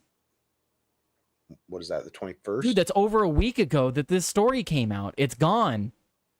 The story's gone. No one cares. This is absolutely horrifying, and no one cares. But you also got to think that, like, this is just the announcing of it. Once, you know, there's some sort of legislation that is brought, you know, that's going to be another time where the article comes out. You know what I mean? Like, this is something that now that we've identified the issue, there are going to be news stories moving forward. But like, I'm not disagreeing with you. I'm just saying that, like, this isn't completely gone if RFK is staying on top of it. You know what I mean? And to add to what you're saying, though, is it's not gone, but it will disappear if we're not keeping heat on it, if we're not keeping pressure on it. That's a fair point. And that's exactly how things disappear, right? And you're right. You know, he said that there will be repercussions for the people and organizations that were benefiting from this. But what is it? The justice that people will get from this isn't going to come if we don't push for it, is what I'm trying to say. Agreed. But yeah. I respect you keeping that in the news cycle. That is one article that I saw you bring up, you know, in one of the previous videos. And I do think, I do agree with you that it is a big deal and it does need to be shouted from the rooftops. Yeah. But what is the solution? You know, RFK is addressing it and saying that we need to fix it. What do you think the solution is to actually get it fixed? More stringent procedures to make sure that the people are actually dead when, like, I don't know. Like, again, I'm not a doctor, but I would assume that it's pretty easy to tell if someone's dead. Right. But it's crazy because, like, what's to say that a doctor can't just, like, I don't know, someone. Well, not just kill someone, but, like, you know, if they tune down the amount of care that they're giving by 2%, is that going to result in the person dying? And is that something that is noticeable enough to, you know, say that the doctor, like, let this person die? Or was it just there was nothing we could do? You know, it's crazy to be in a position where someone's life is in your hands and you make the decision if they are going to live or die. You know what I mean? And a doctor having that power could easily, you know, just skew their efforts ever so slightly if they still wanted to continue with the need for organs. And what happens when organs are harvested?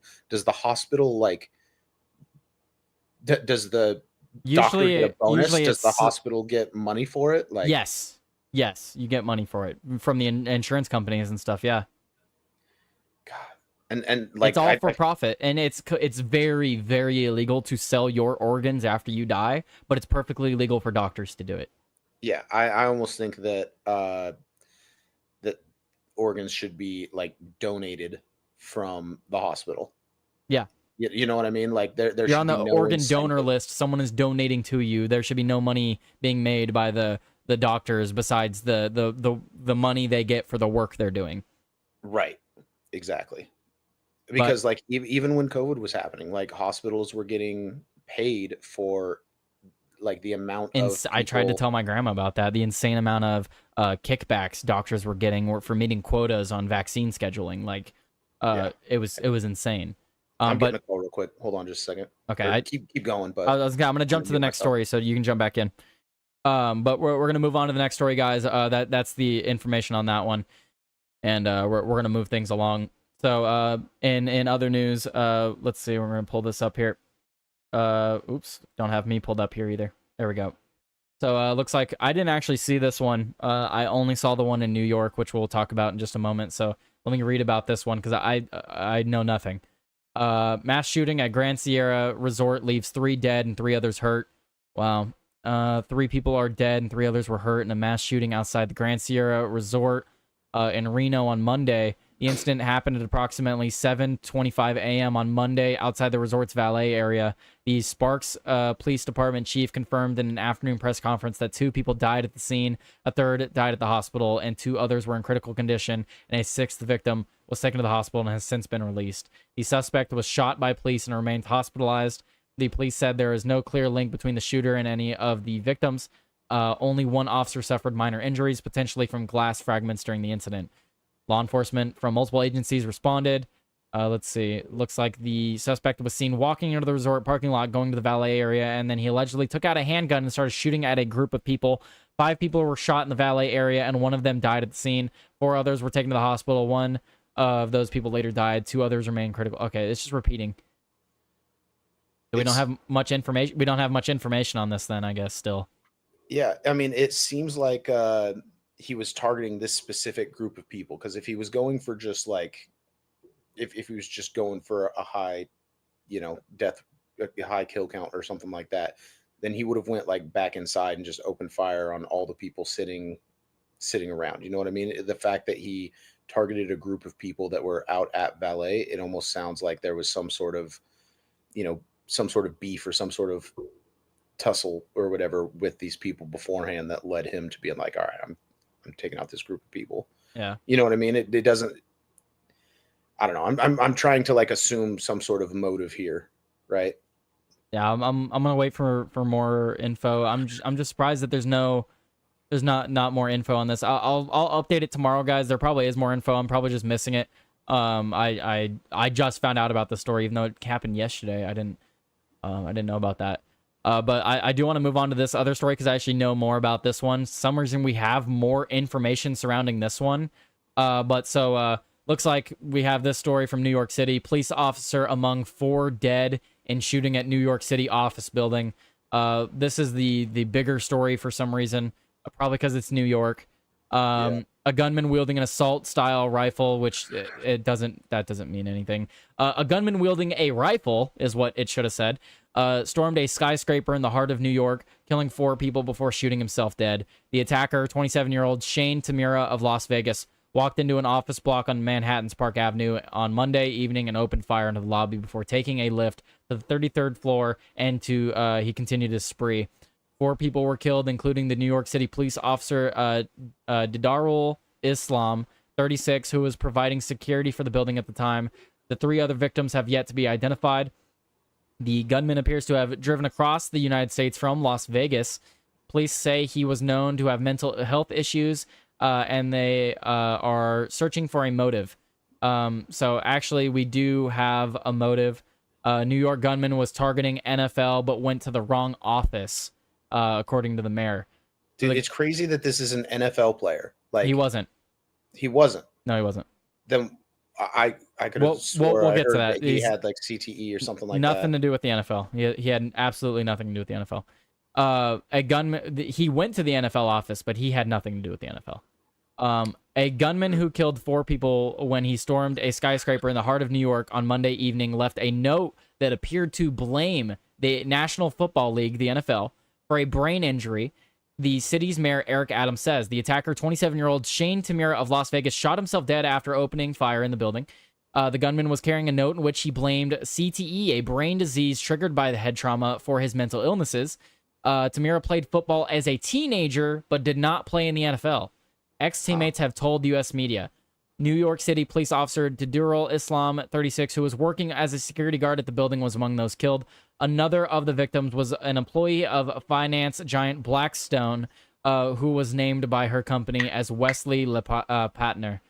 2 male victims were also killed. An NFL employee who was also seriously injured. Or sorry, there's a period there. 2 male civilians were also killed. Period. An NFL employee was also seriously injured in the attack. The league's commissioner, Roger Goodell, wrote in a message to staff. So it goes on to say here that he appeared to blame the NFL for his injury. The CTE, or chronic traumatic encephalopathy, is a brain disease linked with repeated blows to the head. Tamira's alleged note said that, "Study my brain, please." According to a senior official who spoke to ABC, Tamira is also said to have written, "I'm sorry." So this just seems like a guy who had brain injuries. He was very troubled, mentally ill. My thoughts behind this, TJ, from what I've seen, is this is a Luigi Mangione type of attack. Gotcha. He was looking for notoriety. He was blaming people that weren't actually involved, much like Mangione. Brian Thompson had nothing to do with what happened to Luigi, but he was a figurehead for what happened to him. Sure. Much And like that's what I see here. He wasn't in the NFL, but clearly he was a football star. He was known by his local community to be a football star, but he got a brain injury while playing football. I guarantee you he blames the NFL. He was trying to get into the NFL, and he blames the NFL for it. Yeah.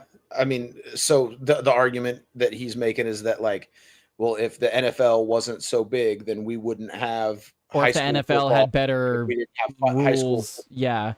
If we didn't have high school football, then I wouldn't have gotten this brain injury. So therefore, it's the NFL's fault for making football so popular in high school. Yeah, for the practices in football and the practices of the NFL, due to the practices of football and the practices of the NFL, I acquired a brain injury in my pursuit of becoming a football star, and I blame the NFL for that. Which is his thinking.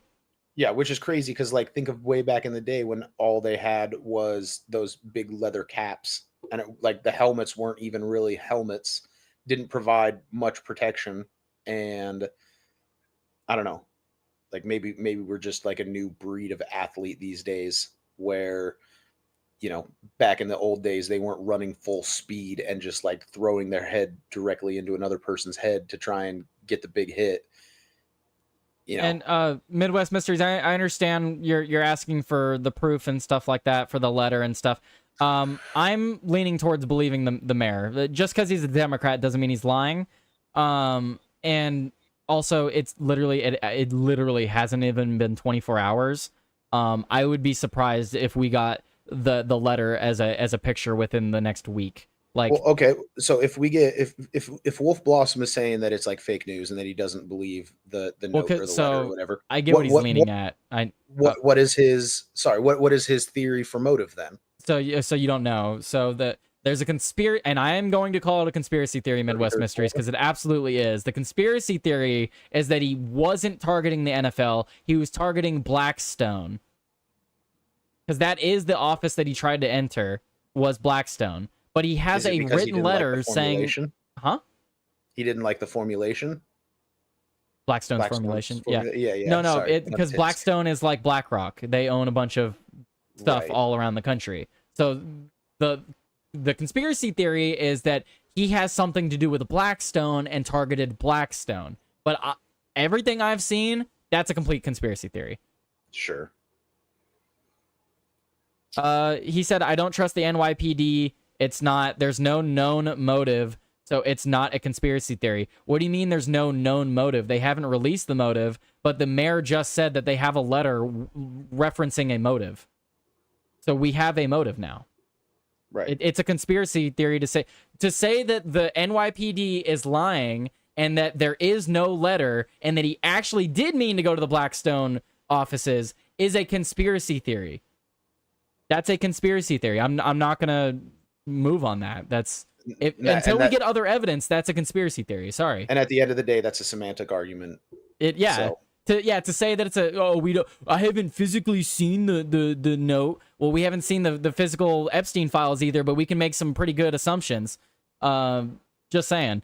Anyway, but yeah, so we had people tragically die in this. It seems pretty theory, but it seems pretty senseless. And by the way, the NFL story makes sense when you lay it out the way I did. So, the Blackstone, what even is the backstory on that? It doesn't make sense. There's no backstory on that. There's an actual backstory behind why he would target the NFL.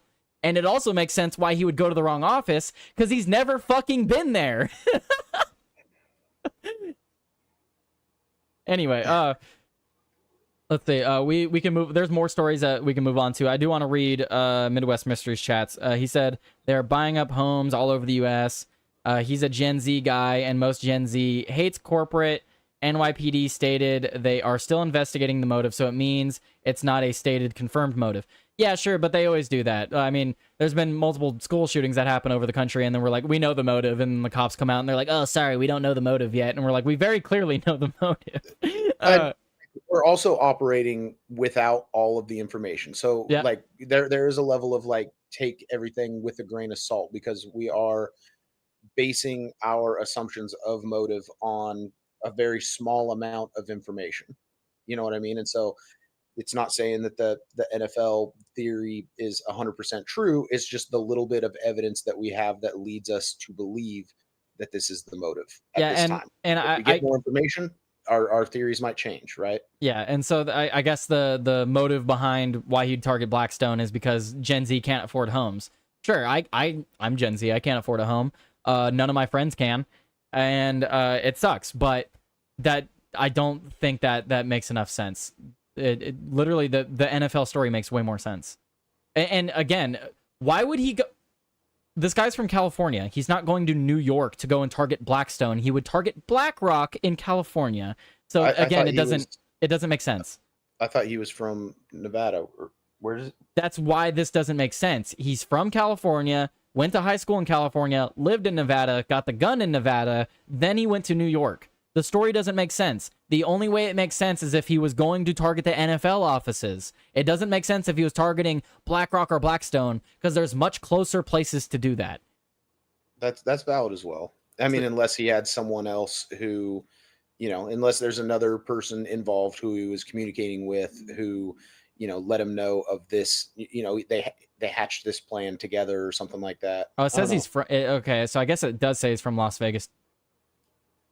Oh, wait, no, that's when he says he drove from Las Vegas, though. No, because if you read through here, it said, where did it say? Was it on a different one?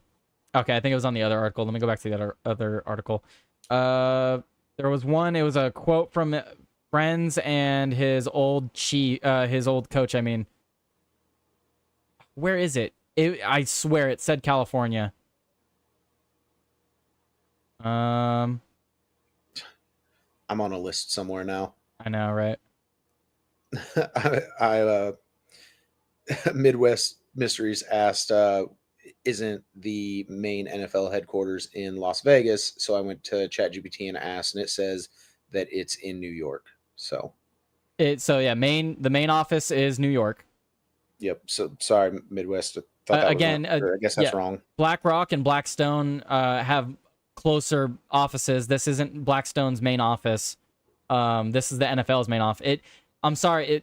What is it? Occam's razor? Like the least amount of assumptions. You got to make a lot more assumptions to say that he was targeting Blackstone.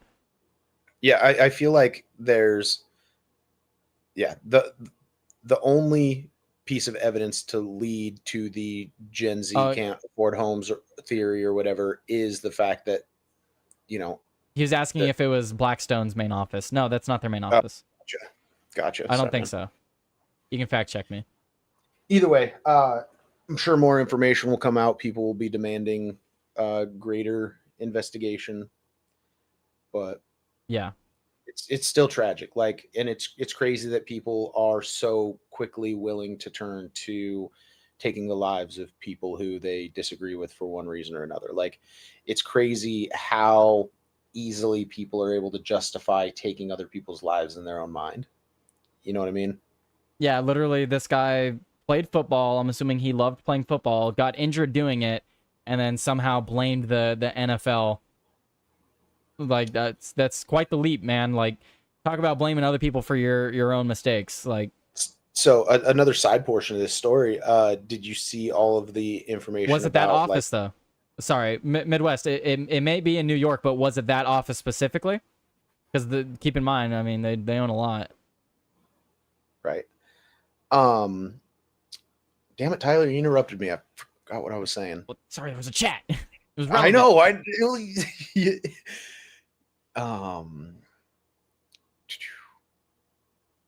What was I just saying? We were talking about the shooting and how it was likely he was likely targeting the NFL. The Blackstone doesn't make as much sense. We were talking about Occam's razor. I was saying how it's crazy how that people are able to justify this in their own minds, to take the lives of people. Oh, the other nice, I got back. The other, that's one of my favorite games to play. I forgot what I was thinking of, and then we worked to get it back. I love playing that game. Shit, I lost it again.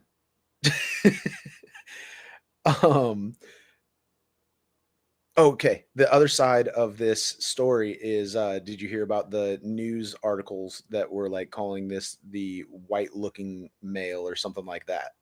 Did you see anything about that? No. Dude, like CNN, when they first reported it, was saying something about, you know, a white looking man carrying an assault rifle or something like that. And Fox News said a potentially So that was black man, potentially Indian skin toned or something like that. So like Fox News is trying to say that he's like darker complected, but they're not exactly sure what. Are we talking about the And Free CNN Palestine? The guy that was wearing the Free Palestine stuff too? No, I thought they were talking about this guy. Oh, I don't know. There was But- multiple attacks that have happened recently. It's hard to But, tell. well, so the Free Palestine guy and the girl that also got arrested, that was surrounding this incident as well, Hmm. as far as I've heard. Like I saw a video of this, black gal getting interviewed in the street, and she was like, "I saw this guy, and he was yelling Free Palestine, Free Palestine," and I told the cops, "That's him, that's him."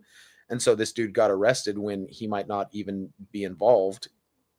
I don't know. That's kind of crazy.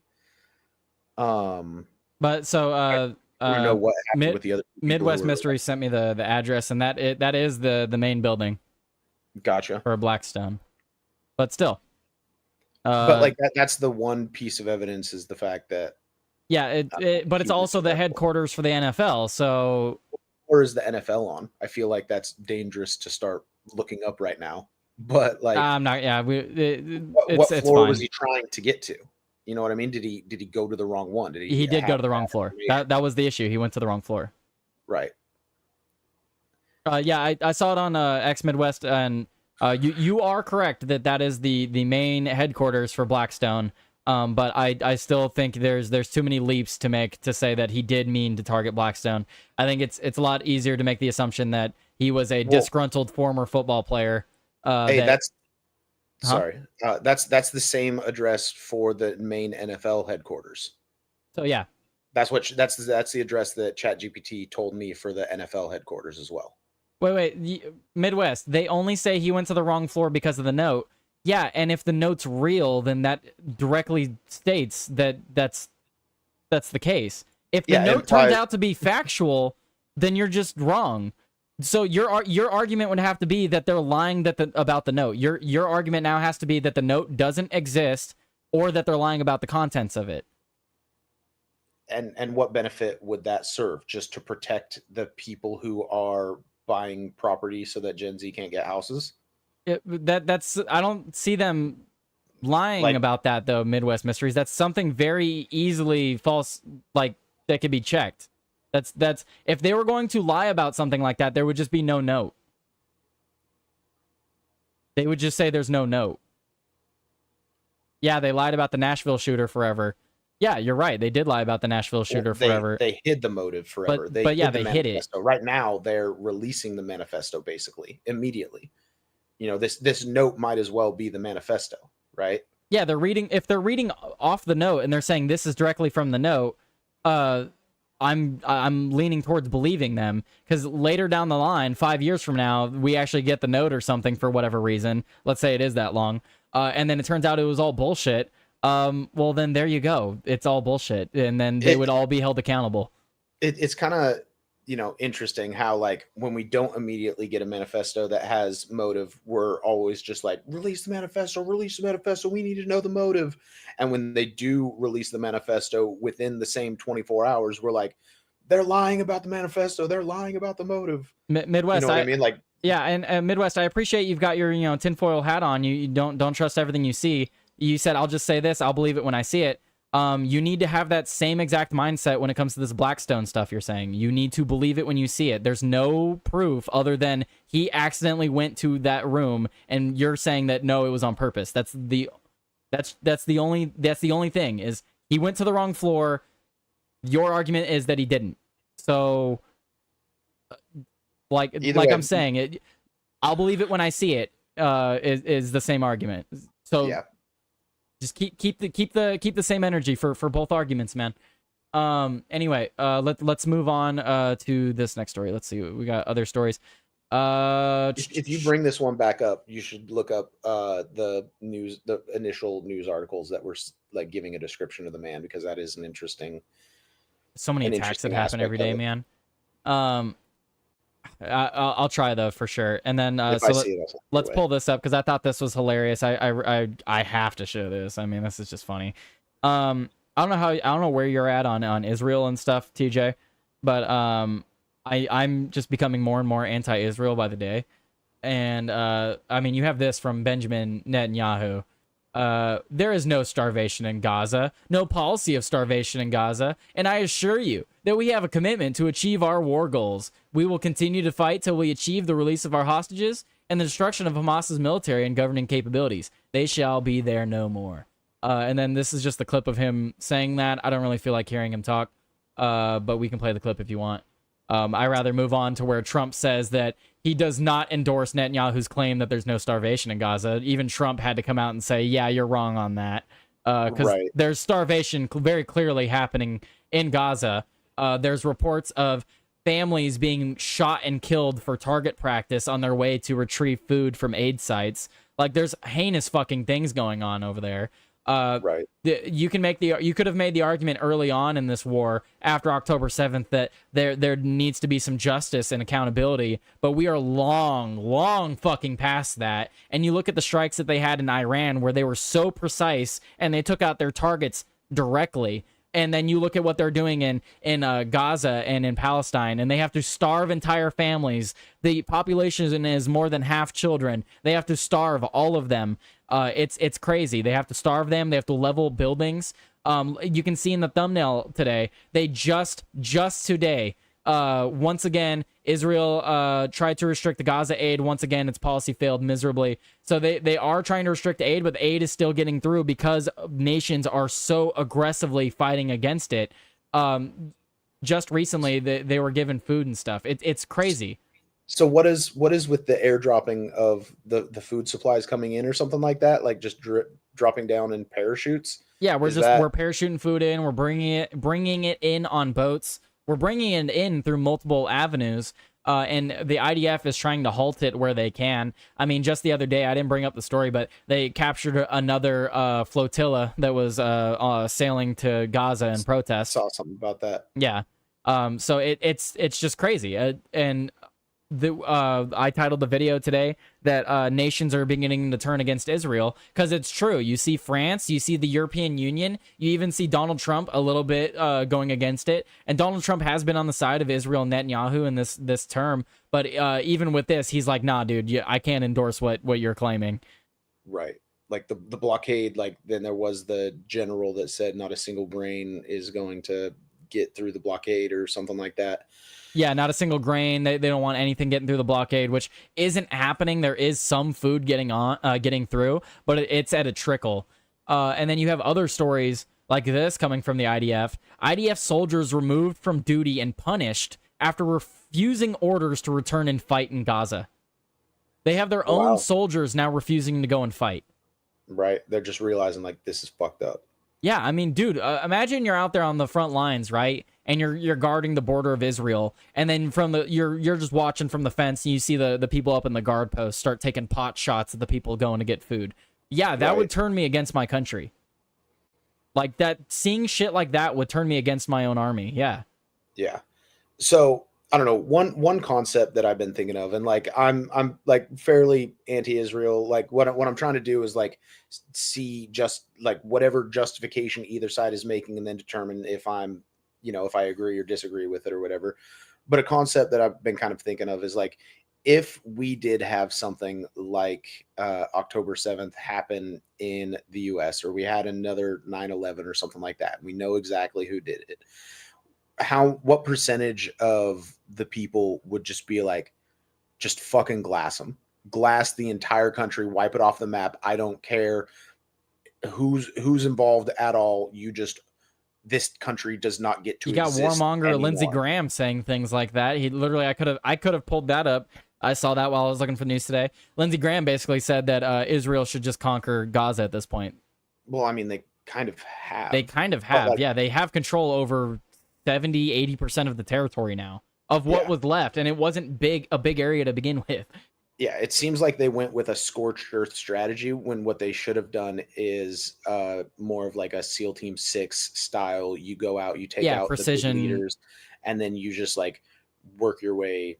And that's what everyone was arguing. Like, why can't you just go in and take out the Hamas? And then their argument was always, oh, but they're hiding amongst the civilians. Which, sure, yeah, they are. You know, how do you differentiate a civilian from a combatant? It's really hard. But when you have intel on the leaders and stuff like that, you can militarily precision strike them. You can precision strike specific people if you know their names and what they look like. But if you're just like, oh, we know that there's a stockpile here, it's under a school or something, make all information that you can available immediately after the strike. Don't hide that shit. Like, here's why we struck the school. They were hiding all of this stuff. Like, you need to make all of that immediately available. Yeah, no, and so they did fuck up, and they've been fucking up. There are I mean, they've been fucking up since the beginning of the war. Like, atrocities have been ongoing, and you know, I do think that Hamas shouldn't be in control of Gaza, but you don't destroy, you don't glass the entire country to take out the leadership like that. You know? No, it's crazy. And what's it called? Let's see. Israel begins daily pause in fighting in Gaza in 3 Gaza areas to allow minimal aid as hunger grows.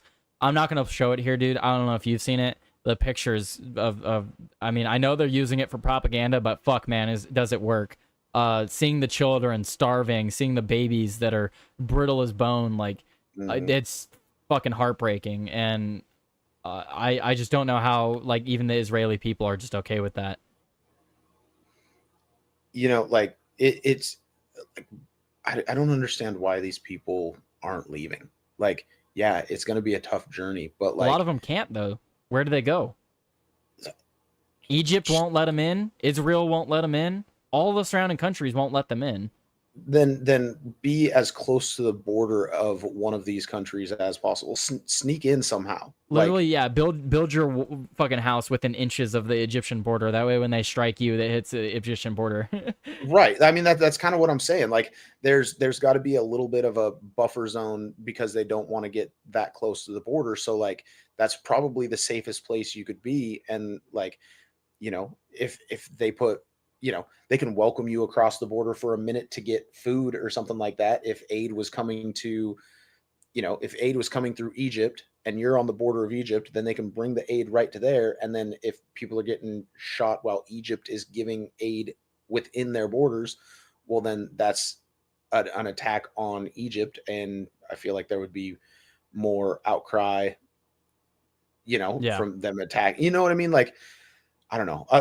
I don't want to see, because like technically if these people are being murdered until they leave the country, then that is like a genocide, right? That's like a sub definition of genocide or something like that. So I'm not trying to advocate for it, but if I was in their shoes, I'd get the fuck out of there. Like, that's ethnic cleansing. Self-preservance. That's ethnic cleansing is what it's not genocide, but it's ethnic cleansing to say this specific group of people needs to leave.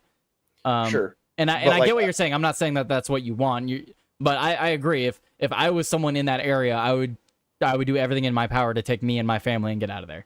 Right. I don't care if Israel calls it a win because they successfully did ethnic cleansing. That doesn't matter to me because I lived. You know what I mean? So I agree. The whole thing is fucked up. The whole thing is fucked up. It's a group of people. like Trump said, it's a situation where everyone's in the wrong, and you're kind of just trying to pick sides when you can, and I don't like that. I think we should just be picking no sides. If everyone's wrong, then you pick no side. That's the answer. I agree with that. But anyway, we're gonna move on from Israel. I want to get into our final topic. We've gone quite a while today. Thank you very much hanging out, TJ. I want to get your thoughts on this final topic, and we've got a few stories to break it apart. But let's see. So we're gonna jump into this. So, mapped U.S. Coast Guard intercepts Chinese ship off of Alaska. So there was a Chinese research vessel that was operating in the deep Arctic north of Alaska. It was intercepted by the Coast Guard. This was deliberate. This was absolutely deliberate. They're testing our response. They sailed from China. You can see all the way here. They sailed from China all the way up the coast, along Russia. You can see them sailing along the edge of our border here. You can see them purposefully sailing. They know that's our border. They get close to it on purpose. And then look at that. They veer off and go straight into it on purpose. They're testing our response time. They're looking to see how long it takes us to actually respond. That's what they're researching. Wow. Perhaps. And I feel like, do we have like protocols that like, hey, if any of your civilians are coming into our waters, that we need to know about it, and what, they didn't report that they were going to be in the area? Yes, exactly it. This was an unidentified research vessel sent from China. There was no communication between the two countries. What did they claim that they were researching? Let's see. Does it say? Because like I don't want to immediately think that this was an act of war. Basically, I want to see justification that this is. Well, it's always an act of war because it's China though. It's always it doesn't. It may not look like it has war implications, but it does have war implications. It could, but it also, in the most generous of interpretations, it could be some biological research group that's just. Do you think the lasers that they shot at Hawaii last year, do you think that had no military implication? That's a straw man. Like, no. That's a genuine. That was not a straw man. That was a genuine question. Do you think, because that is known to have been sent from China? Do you think that them scanning or whatever they did with Hawaii? Do you think that does not have military implications? It could, right? I mean, it could, and. Yeah, I mean, I guess if the CCP controls all of the information, like even if these guys were doing biological research, well, then they at least have the GPS data that the military can use for, even if the people on the ship had good intentions, whatever information they get belongs to the state. And so if they could use that information nefariously if they'd like, but I don't know. Yeah, it says their mission remains unclear. It says their mission remains unclear. Okay. Well, like let's get into the meat and potatoes of it. My initial reaction is I want to wait. What is it? It's just like drone footage. Yeah, I was trying to read the name on it. It's like China Re. Yeah, it's China Re. China Re. But the reason that I wanted to bring this up is because this is China directly trying to challenge our territory. They're entering our territory unannounced. They're challenging our authority. That's exactly what they're doing when they do things like this. It'd be one thing. I guarantee you the United States has no issue with other countries sending research vessels to go and research like marine life or something. The United States would be like, yeah, sure, just don't fucking release things into the water or kill things. Like, don't do that. If you're just going to go research, cool. I guarantee the United States has no problem with it as long as you notify them. Yeah, and the fact that the U.S. was not notified is a big deal. That's the issue, ship almost should have been shot down. You know what I mean? Like, yeah, like you look at this map when it first enters like the Alaskan waters. Yeah, when it gets into the extended shelf that we claim, maybe you can make a claim there that it doesn't get shot down. You just start trying to get in contact with them. But once it enters this area, you get in contact with them immediately, and if they deny contact, you shoot them down. You sink them. And then okay, so the blue border is what we claim to be like our waters. These are our territorial waters. Look at how much we own of the territorial waters in Canada. I love it. You can't own the water. It's God's water. It's God's water. That's a quote from Super Troopers. Oh. You need to step up your movie game, bro. I'll say you can. Like all this right here. What's up with this gap here? No gaps. We own that. Right. Look, this from here to here to all of this. All of this is ours. Yeah. Right, from this corner. Scroll back up real quick. Okay. I want to look at their trajectory again. So it is obvious that they like were avoiding our borders and then just like dip their toe into it a little bit. That does look sketchy. I'll absolutely give you that. It looks borderline nefarious. Yeah. So, and then the fact that they like cut straight over, like literally they're like edging on it, and then they veer out away from it, and they're like, and right at it. Yeah, and so that right there, that looks that shows deliberation. Like that's deliberate. And then if you scroll up and see how close they came to the top of our borders there, that shows that they know exactly where those borders are at, because they went right over the top of it. And then look, they went, oh, they're like, oh no, we don't want to leave. We don't want to leave just yet. Let's go back in, and then back around. Getting that close to the border, I think does have. That's what I mean. They're challenging our authority on this. Same thing when they send like weather balloons and shit over. That's literally just them saying, yeah, you ain't gonna do nothing. It almost seems like they were hoping to provoke a strike so that they could say that the U.S. has struck and shot down that, or maybe this research vessel's just carrying an anchor around and is gonna disconnect some cables like they did recently. Right, oops, our bad. Whoopsie. Didn't mean to disconnect your deep sea cables. Crazy that wasn't a bigger story. Because there's like that just like went away too. And then the other thing I wanted to bring up about China, since we're talking about China, this should come as no surprise to anyone, but reports now that China is suppressing coverage of deadly attacks that are happening in China. This should come at no surprise to anyone, but this should be terrifying for Chinese citizens. I mean, last month, a car struck children near an elementary school in an outlying district of Beijing. A 4-sentence police statement said a 35-year-old male driver hit pedestrians due to improper operation of the car, and it didn't mention that the name of the school, and it didn't mention that the victims included children. Photos of the aftermath, which showed a half-dozen people lying in the street, were scrubbed from China's closely controlled internet. Wow. So a mass attack where people were dead lying in the street. I'm assuming that's what that is implying. I'm assuming it's on purpose because it says improper operation. Improper operation meaning like they were speeding. Yeah, but that's vague. The brakes time. Right. Like, I don't know. I don't know if it was an attack or if it's a tragic accident and they're just covering up the fact that a tragic accident happened. Either way, that's the point of me bringing this up, is that when they omit details, it doesn't give the full what I was going to say is when people like like Democrats or people that are they try to make arguments for other countries being safer, just keep in mind that not all countries keep track of things equally. Yeah, that's what I'm bringing this up, because China's a scary place and we never hear things out of China really, unless it's like a natural disaster where they can get sympathy and there's no bad guy. But when the bad guy is other Chinese people, we never hear stories about that. It's true.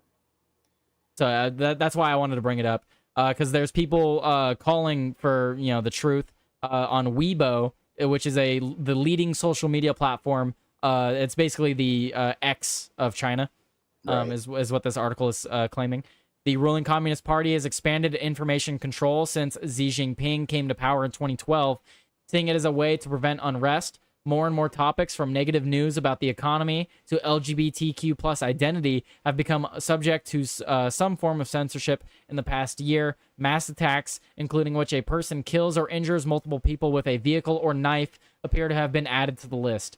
Some people in China are pushing back, complaining online in at least 2 cases in recent months after drivers hit pedestrians. The government may be trying to prevent copycat crimes, experts have said. Another motivation could be local authorities wanting to cover up when they fail to do so. See, the wording of this article, though, leads me to believe that the wording China is using is to cover up that it was an attack. I mean, it's an assumption you can make. It could also be that that's 100% my opinion. Yeah. It could also just be that, China doesn't want people thinking that, tragic accidents happen in their country, and they're just removing any bad news. You know what I mean? It's like how, you go to North Korea or South Korea or whatever, and it's like, I don't know, in the movie The Interview, you seen The Interview where Seth Rogen and James Franco go to meet Xi Jinping or whatever, or no, Kim Jong-un. The Interview. interview, yeah. Yeah, I've seen that. And so when they're there, they're like, "Oh, look at all these nice grocery stores," and then they go inside and it's just like cardboard cutouts or whatever. It's like creating the illusion of like a paradise place where nothing bad ever happens or whatever. So I don't know, accident or intentional attack. Well, it says whether I it was think intentional, act remains unclear. It actually says right at the end. Okay, yeah, I think whether or not it was intentional or an accident, I think it is just them wanting to cover up that something happened because bad things don't happen in our country. I think we're both right. That's the most diplomatic way to say agree to disagree. No, I'm not agreeing to disagree because we don't disagree. I think I'm right. Sure. I think they're covering up actual attacks, and I think you're right. I think they're covering up accidents as well. Sure. Yeah, and I'm sure there's probably plenty of instances of this same sort of thing. But they're just trying to stop the negative stereotypes about their driving. I had to read that. Oh, God. Okay, all right. We're moving on. That was, well played. I've had enough internet for today. Anyway, thank you, Reality Pocket. That was a big 20 roll of the dice right there. That was All right, so that's the end of that story right there. I just wanted to bring up China. I always like to talk about China. What I wanted to talk about is we are now prepping for war with Russia. Donald Trump is the ceasefire talks have fallen through. Donald Trump has lowered his 50-day negotiating window to now 10 to 12 days. But he outright has said he's lowering the window because he already knows Putin's answer. Gotcha. He's prepping us for war. Ukraine and Russia react to Trump's new ceasefire deadline. Like I just said, the 50-day negotiating deal window is now 10 to 12 days. Trump is quoted as saying that he's disappointed in President Putin, very disappointed in him. He told reporters in a visit to the UK, he said that we're going to have a look, and I'm going to reduce that 50 days that I gave him to a lesser number because I think I already know the answer to what's going to happen. I'm going to make a new deadline of about 10 to 12 days from today. Trump said later in the press conference, there's no reason in waiting. I want to be generous, but we don't see any progress being made. I'm not so interested in talks anymore. He talks. We have such nice conversations, such respectful and nice conversations, and then people die the following night with a missile going into a town and hitting. Recent months have seen growing White House frustration with Putin. So this is just propaganda, I want to point out. While Russia does continue to strike Ukraine, I would like to point out that our news outlets here in the West refuse to point out and report the strikes, the continued strikes that are happening from Ukraine into Russia. So you cannot simultaneously complain that Russia is not letting up in the strikes, while Ukraine itself is also not letting up in the strikes. It takes two to tango. And if Ukraine isn't stopping, why would Russia? We have this story that I'm going to pull up as well. Flights grounded as Russia's largest airline, Aeroflot, hacked and systems destroyed by EU and Ukrainian-backed hacking groups. Why would Russia stop their strikes if we aren't? Yeah. It's very simple, guys. It's very simple. Look, we have this story. Very terrible. I don't like when Russia strikes Ukraine. Russia strikes and kills 25 Ukrainians as Kremlin notes new Trump deadline. Literally, this was his response to the new deadline, by the way. He killed 25 Ukrainians. So the response is go fuck yourself, which I don't blame Putin for that because, again, Trump is neglecting the fact that Ukraine refuses to let up in this fight. Well, it seems like every time there has been some sort of like peace offering or, some talks of ceasefire or peace negotiations or something, one of the two sides, like it seems like it's going to happen. And then one of the two sides strikes. And so boom, volleys back and forth. And then it's like, okay, we're going to talk peace again. Then the other side strikes and then volleys happen. And so both sides are showing that they are unwilling to find a peaceful resolution to this. And, at least Russia is actually being like controlled and directed by Putin. Like Zelensky is just a puppet of president NATO. And of NATO. Yeah, 100%. And so it's NATO and it's the EU that is like not allowing Ukraine to basically surrender. And then you have stories like this from 3 days ago. This is 3 days ago, TJ. Of course the Kremlin is going to respond 3 days later to a strike like this. Ukrainian drones strike major Russian military radio factory in Stavropol. This is according to the Ukrainian Security Service. Ukrainian Security Service outright saying they struck a major radio station, military radio station, 3 days ago. I mean, so first off, like that is what you would strike if you were at war and trying to be responsible about it. Oh yeah, like, sure, yeah. I'm not saying it's not a smart move. I'm saying you guys are complaining that Russia's striking you and they're not coming to peace talks, but here you are striking their radio places. Like, right. I mean, but there also is a difference in, killing 25 civilians or whatever. I don't know that last. Well, we don't get numbers from Russia. We don't know because keep in mind, TJ. Hold on. That last article did say that there was a 23-year-old pregnant woman or whatever who died, which almost tries to imply that all 25 people were civilians, which we don't know. It could have been, 24 like soldiers and one pregnant woman or something like that. But there's a difference in hitting a military infrastructure sort of facility and a group of like individuals, especially if there's a large percentage that's civilians, And sure, and what I'll add to that is there was the mass shooting last year that was taken out by a Ukrainian-funded group in the theater or whatever, in the mall and theater. Yeah, there was that. They killed hundreds of civilians. And then there's also drone strikes within the capitals of both cities. But the point being is that, yeah, they just killed 25 civilians, but Russia is not reporting how many civilians are dying on their end. Sure. Yeah, that's a fair point. So, and both countries are striking civilian areas. Ukraine, especially, Ukraine has been, not only have they been doing these massive strikes deep into the country, which have been amazing military feats, don't get me wrong, being able to slip that far into the country and get explosives and stuff into military bases not expecting to be hit, amazing militarily, but they're also sending drone strikes at like hotels and resorts and shit. So, or not drone strikes, misspeak, they're sending explosive drones, they're sending like suicide drones into civilian areas, and Ukraine's doing that. So it's not just Russia that's killing civilians. So that's why I think that we should just step back, like Reality Pocket said in the chat. Let's just step back and watch the fucking fireworks go. I don't care who wins. I really don't care who wins. Yeah, I mean, like I've said from the beginning of this conflict, how many American lives are you willing to sacrifice to ensure that the borders between Ukraine and Russia stay exactly where they were at?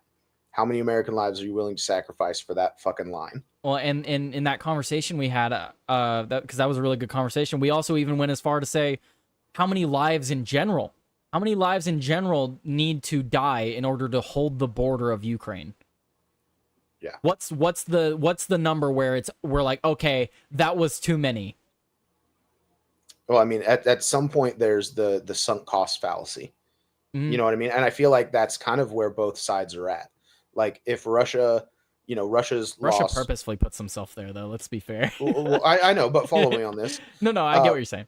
Yeah, Russia has lost soldiers. They've lost a lot of money in spending money on this war. If they retract everything and borders go back to where they were, especially if they give up Crimea again, then they aren't going to do that because they've already invested so much blood and treasure into this conflict. Ukraine has lost so many soldiers that to give up, to give up now is, I don't know, it's the sunk cost fallacy. Like neither side is willing to back up because of what they've already invested into the war. Yeah, and we're seeing the same tit for tat shit where like basically we need to see one side be the bigger person and stop. Just take the hit and not retaliate. But no country ever wants to be the one that takes the hit and doesn't retaliate. Dude, I think that like while Russia still gets hit from time to time, I feel like Ukraine has been beaten into a bloody pulp. And so I think that I disagree. Really? I think because of it's Western media, man, we're not getting Russian news outlets. Maybe I'd have a different opinion if I had better access to Russian news outlets. I would argue the opposite. Well, wait. Because so you think that what Ukraine I'm saying is that winning this war?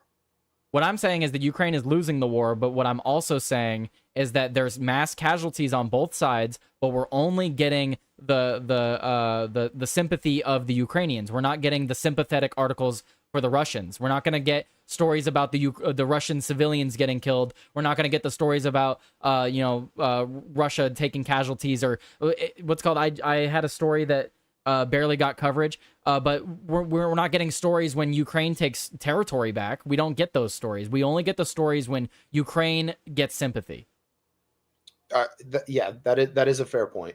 But just from my general, feel of what's happening, maybe that's influenced purely by propaganda from one side or another, or what have you. But I don't know.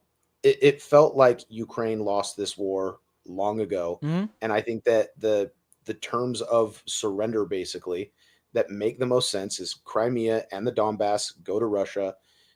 Ukraine does not enter NATO, and everything stops right there. That I feel like that's, to argue, like when Ukraine was arguing to get Crimea back, it's like, what fucking justification can you guys even have when that wasn't even a part of what this war was? Like, if Russia struck and Ukraine was like, fuck you, and started glassing Russia and like was actually like winning this war, then maybe they could say, because you fucked up, we're taking Crimea back. Now get back and mind yourself.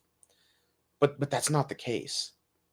I don't know. Like it would be nice if everyone just said sorry and things went back to where they were at and they had some diplomatic arrangement to allow Russia to use the Donbass to get, or to get to the Red Sea or whatever it is. If they were able to freely come and go to these land masses that they needed, it would be nice. But that's not going to be the case. And so I don't know. And so they're I don't like where's the off ramp? I don't see anything that could. There is no off ramp. I mean, look at the stories I was just talking about, TJ. I mean, Donald Trump just said that there's no more talking. That all the stories that I'm reading in the past 2-3 months, like there was some hope with the peace talks, but all the stories, man, are heading in the direction of a larger war. That's where I'm at, is we are heading towards a larger war. Russia has already said they're ready for a larger war. They already see us as at war with them. I talked about last week, TJ, the Kremlin and officials under Putin are considering preemptive strikes on the United States. They're openly talking about preemptive strikes now. Really? That was last week. The Kremlin officials under Putin are talking about preemptive strikes on the United States. Interesting. So I don't know, man. Like, I'm trying to have hope in this situation, but our government is siding with Ukraine. They're ride or die for Ukraine, man. Where's my money, bitch? Thank you, Midwest Mysteries. Very well timed. War never changes. Yeah, it doesn't. It really doesn't, man. Well, I want to get your. We went a very long time today, TJ. We went 2 hours and 20 minutes. I think this is about a good time to wrap it up. You want to give us your final thoughts? God, you just throwing me on the spot like that. I have to say something prophetic. We've only been here 2.5 hours, Yeah. Yeah. All of this war and conflict is a terrible thing. Like, do good by the people you're around. Like, avoid evil the best you can. Stay safe, stay healthy, stay strapped. Oh yeah. Where can we find you? I'm out there on X. Do I get my banner today? No, I'll do you one better. Hang on. We don't do banners here anymore. Oh, you're just gonna pull up the account? Yeah, that's what I'm gonna do. It's TERAK, since I know you're probably misspelling. Shut the right fuck up. Literally was backspacing as you said something. Yep. Go follow him on X, guys. Right here, follow me on X. We'll yell No at leftists banner? together. It'll be a good time. No banner. I need to step my game up. I'm slacking. Like, I made him get a profile picture on Discord. Now I'm gonna make him get a banner on X. Anyway, go follow him, guys. I'm gonna send you guys over to Outworld Live. Thank you, TJ, for joining us today. Are you going to be here tomorrow? I'll say yes. I'll yes. commit right now. He'll commit right now. No, He's no, gonna no, be no, no, no. I work tomorrow. He's gonna be in the thumbnail, so he's gonna be here tomorrow. Might wake up. I might wake up early for you. No, I'm messing with you. Just let me know. Just message me. I will. But anyway, thank you as always, TJ, and I'll talk to you in just a moment. I'm gonna play the outro music and give my outro. Cool. Peace. Peace. I muted you. You don't have to mute yourself. I muted. I have the power here, TJ, not you. Following you, bro. Midwest Mystery saying he's following TJ now. Let's move over to my screen over here. Where's my money, bitch? That was a little delayed. Oh wait, never mind. Oh, I need to fix that. It didn't pop up. Anyway, guys, thank you guys for tuning in to the extended version of Tyler Today Live. I'm gonna go and send you guys over to Joey's show where he has Carl J on. I had him on yesterday. Kind of turned it into really an interview. So I highly recommend you go and check that out if you have nothing better to do today. But if you do have better things to do today, go and do those things. Or third option, I raid out to Joey's show and you go watch him. There you go. There's your third option. I'm going to raid out to them. You guys have a great, fantastic, wonderful day, and goodbye. Thank you.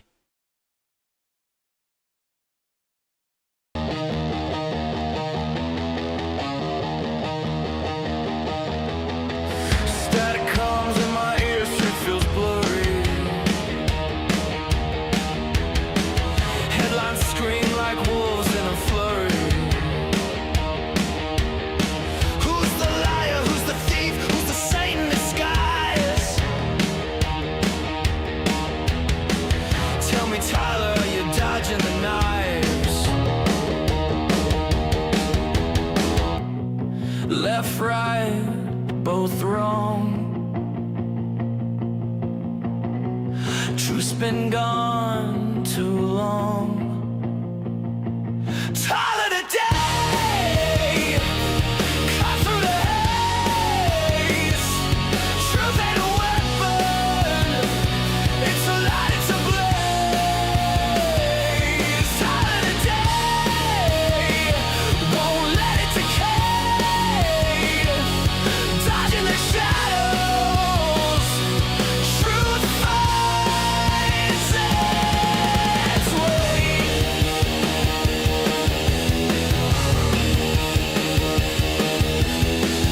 Ink drips, red facts bleed on a paper.